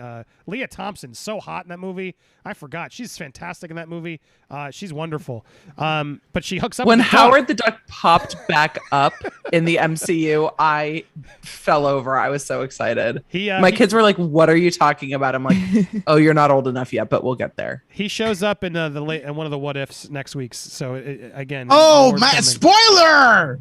Hey, people are excited. I'm not saying how or why, but stay tuned. I'm excited about that. But he shows up. I think it's Seth Green doing it. Was it Lewis? I'm not sure who did it now. I think it was. I'm off with the voices. Like I said in my review, I feel even though like they got the original actors to come back on some of the for some of the characters, the audio processing was a little off, so it didn't sound like they sound like in the films. So. But anyway, best movie. You're positive. I was gonna say I liked spinning that because I don't know if you ever watched Honest Trailers back in the day. I did that show. It got me very desensitized to movies where we're always criticizing the movie. So I thought it's time to give back and be positive. So best movie ever is our attempt to do that. Next week we're doing The Happening, which have you watched that one, Emily? With Mark No, Wahlberg? I haven't. I haven't even heard of it. M. Night Shyamalan's The Happening. Oh my God, it's like if you want to do a bad movie night some night with your audience. M. Night Shyamalan is not my favorite. It's literally the villain of this movie is the wind, and it's like Mark Wahlberg like acting like what? People you've seen it, you know what I'm talking about. It's amazing. You might have had me in in with Mark Wahlberg. Mark Wahlberg and Zoe Deschanel. It's so fucking weird, that movie. Isn't it the pollen? Yeah, well, it's the wind, and yeah, I don't want to Pushes spoil the it. pollen. It's but so weird. There's not really a way to spoil it. Literally, people die because of the Yeah, wind. no. Yeah, you want this spoiled. It's got some of the funniest dialogue scenes I've ever seen in a movie that I can't. I'm not going to do it justice. You'll watch that movie and you will laugh out loud multiple times, and not on purpose. You'll be like, "How did this get made? I don't understand it." But stay tuned, guys. That one's coming soon. Love it. But anyway, all right. I think I got through my movie topics. If there's anything else, we're waiting for that to file as we wrap things up. I got through my stuff. Well, I'm getting ready. I'm going to watch Titans tonight. 3 episodes hits HBO Max. I'm excited for season 3. Superman and Lois has been great. Last episode is a cliffhanger. Yesterday's episode is a cliffhanger for next week's, which is the season finale. One season down. You got one to go. CW, don't drop the ball. This show's awesome. This Superman show is so awesome that the Snyder fans are ignoring it. I was gonna say, the CW shows with the superhero shows get a little tense for me. I don't. They're just too much. But Superman and Lois is an adorably wonderful, positive, great show. Great show. A really good Superman and Lois. I've been so surprised by how much I've enjoyed that show. So thank you, Lewis, for reminding me. But yeah, if you guys haven't given it a shot and you're a Superman fan, Like this one does a really good Superman. It's like the idea is like, can Superman have a family? And basically, he goes off back to Kansas, to Smallville, to raise his sons with Lois, and then the pressures of being Superman and trying to be a dad surprisingly really makes it really interesting. And the cast is they've really sold me. But yeah, Lewis, you've turned me on that one. I like that one a lot. So check it out. And then the other show I'm recommending to everybody, which I love, is Ted Lasso. Have you watched that, Emily? Oh my God. I've seen parts of I've seen the first season, first couple of episodes, and it's really enjoyable. I've been so busy keeping up on Housewives drama that I cover that I have not gotten to watch nearly enough Ted Lasso. Like Real Housewives? Yeah. Oh, I'm sorry. They all are in legal drama. My guilty pleasure is The Bachelor. That's my Real Housewives. Not as much legal drama. Yeah. Yeah. The Housewives are getting indicted and arrested, and so it's not even like you enjoy it. You're watching it because of the legal drama? I do enjoy it, but now I'm like, I need a break from all of you. It's just, I am tired and a little cranky with the Housewives. I'm exhausted these last few seasons, but yeah. Wow. But I enjoy Ted Lasso. The law nerds want you to keep doing the housewife legal stuff. Well, it's so fascinating. I mean, one of them's federally indicted for this crazy telemarketing money laundering scheme that also she got jumped by some dude in New York over this thing. It's like full mob shit in this case. And she's one of the Salt Lake City housewives that's going to be going to trial in New York with the federal prosecutors. And she's probably going to get like 6 or 7 years of federal prison time on it. And then you've got the Girardi case with the whole legal dramas unfolding as they're filming the season. It's fascinating because we watched it happen in real time. And now we're watching it as it's playing out on the series. And it's kind of surreal watching it after knowing how it played out and being like, okay, it's like being able to track back the timeline in the MCU. You're like, oh, okay, this is the day that the LA Times article dropped, and this is the day that the assets get frozen, and watching them film it in real time is crazy. Well, see, all right, that makes sense. I've never gotten into that, but I can't judge you because, I watched The Bachelor. And I also watch a 90 Day Fiancé. Have you ever tried that one? People love 90 Day Fiancé. Like, most of the people I know who are like, okay, I don't watch Housewives, but my guilty pleasure is it's always 90 Day Fiancé. What? I watch like the body language analysis of 90 Day Fiancé. I don't my fiance watches it a lot, and I watch it through her sometimes, but I always get annoyed by that show because I'm like, why am I investing time? And those shows are always so terrible because half of the show is a recap or a preview for next week. They figured out this whole scam to give you half of a show, and then the rest of it is filler to just keep you watching to the next episode. And then you end up saying, you're like, we could have done this in 10 minutes. Yeah, it's like 3 hours later. I'm like, God, someone on YouTube just needs to make exactly like the 10-minute version of a season, and they would be. Actually, I thought Discovery Plus was going to do that. I was all excited. I'm like, they're going to get rid of the commercials. You can watch it straight through, and they haven't because they're like, we don't want to give that up. But anyway, thanks. And I saw a couple people they watched Ted Lasso because of me. I'm telling you, it's good, right? It's so nice to have a positive show. Is really rare on television. So thank you. Also, before we go, I meant to say it. I was talking in the chat. Steph, everybody, popcorn peeps. Everyone was liking my popcorn peeps. What do you think, Steph? I saw that, and someone actually did a very, very clever thing in the chat. I can't remember who it was now. They actually used the emoji popcorn and popped on peeps as well right at the end, which I thought might be a good idea potentially for a t-shirt and stuff. Where? Which emoji for peeps? Like the chicken? No, not the emoji for peeps, the emoji for popcorn that you've got. Oh. And then the peeps. I thought that was really clever. I definitely like that. There were others as well. Pop kernels, popcorn kernels, the poppers, popcorn army. But I do like popcorn peeps. You're going to have to put a poll up on your community tab and let the community decide. Yeah. Okay. Popcorn like that, Steph? Is that what it was? Sorry, where am I looking? I just emojied. Yeah, like that. Yes. Okay. I'm going to do one last poll as we wrap things up and plug everything. Hold on. So I did. Oh, wait, Lewis, it was way closer than you realize. Dude, I'm telling you, people rewrite history, dude. Ninja Turtles is way better. Dude, way better. Like light years. I told you. Look at that. 60%. That's better than I thought. Ninja Turtles has better mentorship. It has better vigilantes. It has better martial arts. It's more heartwarming. There's better character development, better special effects. it's all around way better than Batman '89, the Cheese Fest. Dude, they're both cheese fests. Come on, dude. They're turtles that eat pizza. For some reason, I believe turtles, guys dress up like turtles more than Gotham. I hate that Gotham. I just hate that Gotham. What were the popcorn peeps? What else was there? Nerd kernels? So popcorn peeps, popcorn kernels, pop kernels. I don't like that one. No The offense. poppers. Oh, the poppers. Interesting. And popcorn army was what I was seeing on the chat. A little aggressive, but all right. Let's see. All right, I've put all 4 out there. Let's see what this audience votes, and I'll do another community. Wouldn't it have to be popcorned with an ED, peeps? Because you're not popcorn. Oh, interesting. All right, well, I put one last poll as you wrap things up to see what you guys vote on. Popcorn peep. Yeah, exactly. Jennifer did it with the peep. That's what I thought you meant. I was like, oh, that's kind of clever. We can make a popcorn flavor peep on Easter. Popcorn jelly It'd be like beans, the popcorn flavored jelly bellies. I was just gonna say they make me vomit. It's like those what's it called, the Beanie Burt's the Harry Potter ones. The popcorn ones are literally worse than the vomit for me. I can't stand it. They are. All right. Well, they're voting on as we wrap things up. So let's go around and do one more plug for everybody to thank everybody for being here. Hold on. Do I have? So first up, I have it here open. Steph, the Alter Nerd. Steph, always amazing to have you. Anything you want to say or plug here for all the law nerds and popcorn peeps or whoever we vote on? What do you think? Well, to all the law nerds and popcorn peeps, thank you very much for joining us all this evening. In terms of my channel, I am Steph the Alter Nerd. I am your nerdy alternative to film, TV, and pop culture analysis, when I get it right. I have a background, I've got a degree in philosophy and ethics. So I use a lot of philosophical and ethical theories and apply it to movies, TV, and pop culture icons, including the Free Britney movement.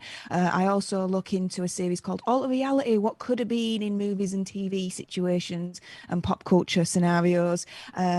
I do watch parties, and every Sunday I do go live for Alter News. We talk about alternative news on the internet, the weird and the wonderful. So, yeah, tons of amazing stuff to go check out. And then Nerd Report, Lewis, what do you want to say? I want to say thank you for coming here and supporting my friend Andy Signore. All the new people that have come in from the new channel. Emily, nice to meet you. Stefania, nice to meet you too. Oh, no, wait, I know you already.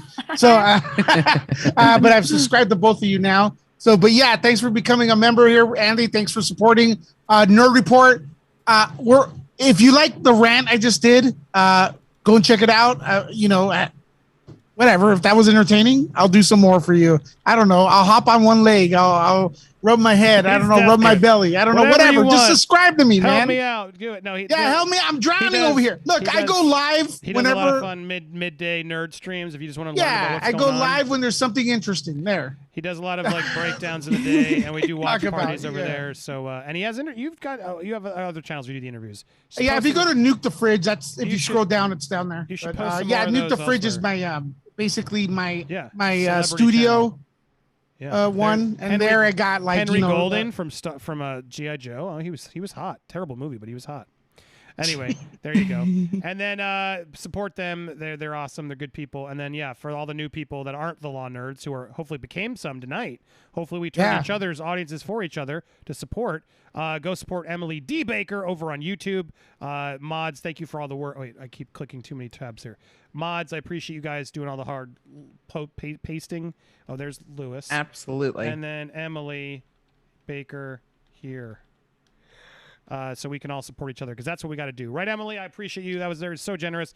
You now have my sword. Let me know if you need it to be used at any point. I appreciate you. We are here for you. Keep the nerdy stuff going, the justice going. Any final words from you you'd like to add? Absolutely. Thank you for having me. I love the conversation. I really stick to pop culture legal commentary. So all of our worlds get to collide, and I'm sure they still will, which means we get to collab. And I love that. So thank you for having me. I'm so glad it worked out. We got to have a drink. We got to talk Free Britney and movies. I mean, I'm going to have to go rewatch Batman and question everything I know about the world. Oh, no, you know what? Go watch Breakdown. Go watch Breakdown. That was. Could I say something real quick to Emily? If you love it, keep that thought. I want to go revisit it because. No, I don't want to ruin it for someone. No, who loves it. I actually want to go revisit it and be like, oh, maybe it's just nostalgia. I like questioning what I know. So, and it's time to get my kids into it anyway. So. Oh yeah. How Yeah. old are your kids? 9 and 13. Oh, and they're close to mine. Yeah, that's a good. Yeah. So my 13-year-old is starting to get in. We're now at the age where we can start getting into kind of more movies and more stuff. And there's buy-in there. My younger one is still like, if it's not a cartoon on YouTube, it's crap. So he wants to watch people screaming and playing Minecraft all the time. I was gonna say because mine are 9 and 11, and I just showed them The Fugitive. Oh my God, that was actually really, they loved it. So some kids maybe don't, but because it does have a little bit of the, it's a little violent with the one-armed man killing the wife. But aside from that, my God, they were in thrill, and I forgot how good that movie was. Yeah, it's a great movie. But The Fugitive was a really fun watch if you got young teens or whatever. PG-13 movie that I definitely recommend parents if you're looking for something new and actually good to watch. It's on a movie night. That was one I really enjoyed, but maybe they're not there yet. But don't put that one on your list again because I absolutely will. And you know what? My 13-year-old is playing like Apex and Call of Duty. So I bet you they'll like Fugitive. It's actually really intense. That's what my son's playing Call of Duty all day. Yeah. One thing I think that we need to touch upon too, Andy, before we go, is that there was that question is like covering Britney Spears. Does that audience also love movies and stuff? And I think that question's been answered today because a lot of you all stayed after the main coverage for Britney Spears and stuff like that. So we can talk about nerd stuff, which is great, and then into more serious topics like freeing Britney and stuff like that, or justice for actors and celebrities, because some of them they're regular people too, and they have trouble. So we could help them out in a way since they provide entertainment. I wanted to get Emily's thought on it, but I just saw Leslie. You're damn right. The Batman and Robin soundtrack was also fire. Good job. Good pull. Leslie, good job, Leslie. But yeah, Emily, because Lewis is right though. I've been juggling because our movie content, it does well sometimes, but the free Britney content suddenly this was like gasoline on the channel that brought all these amazing people in. And then I try to go back to my movie content I love, and they're like, nah. YouTube's like, fuck you and your movie content, taking my stuff. Have you had any of that problem? How have you built any final advice as we leave of sort of keeping the community happy with what you like as well? I mean, I have dialed in my community to pop culture legal coverage, and I pull my community a lot and say, hey, there's all these different things going on, because I balance it between like YouTube pop culture and mainstream pop culture. And so that's where my balance is. Like, not everybody who listens to the podcast wants to hear me talk about the Ace family getting sued 6 ways from Saturday over YouTube or boxing. But my community on YouTube wants to hear about YouTube celebrities as much as traditional pop culture. So it's really a balance of the two. And there's definitely people who are like, are we talking about housewives again? I'm like, look, there are so many cases. Yes, we are. We'll get to the Ace family in a minute. I know you're all fascinated. So I keep it in the pop culture space and balance between the two. Well, I appreciate that. I appreciate you coming here. Really nice to meet you. Nice to meet you too. Did not disappoint. Funky Raccoon became the final member of the night. So thank you, Funky Raccoon, for joining as well. That's a great name. That is a really good name. 3 C's. Is that how you spell raccoon? No, that's too many C's. I'm tired. You know what? Prove Andy wrong. Have someone else become the new member. Let's get one more. Let's get one more. Judy, you got this. Also said, I nominate Night of the Triffids for best movie ever. Ooh, okay. I haven't seen that, but hold on. Before I'm just adding that to my list because I've heard of that one. Night. Yeah, in my world, Batman 1989 best movie ever. Wait, no, Night of the Trifles. Trifles. How do you spell it? Wait, I thought I heard of this. Night of the Triffids? Judy, you got this. Hit me up on Twitter and just send it to me because I can't find it. I literally was trying to find it. I don't know. I don't know. I tried to find it and I can't find it. It's not showing up. Triffids? Did you typo it? I have Night of the Trampires, Night of the Living Dead. Jeez. Are we talking about tribbles? I don't see Night of the I don't see it. It's not showing up. So you'll have to send it to me. I tried, Judy. I don't got this. I had you all night, but I don't got this. So send me your information. All right, and the vote poll is over. Oh my God, that was close, guys. It's not. I thought we're gonna have a slam dunk with Popcorn Peeps. Hold on. The final verdict is. Come on.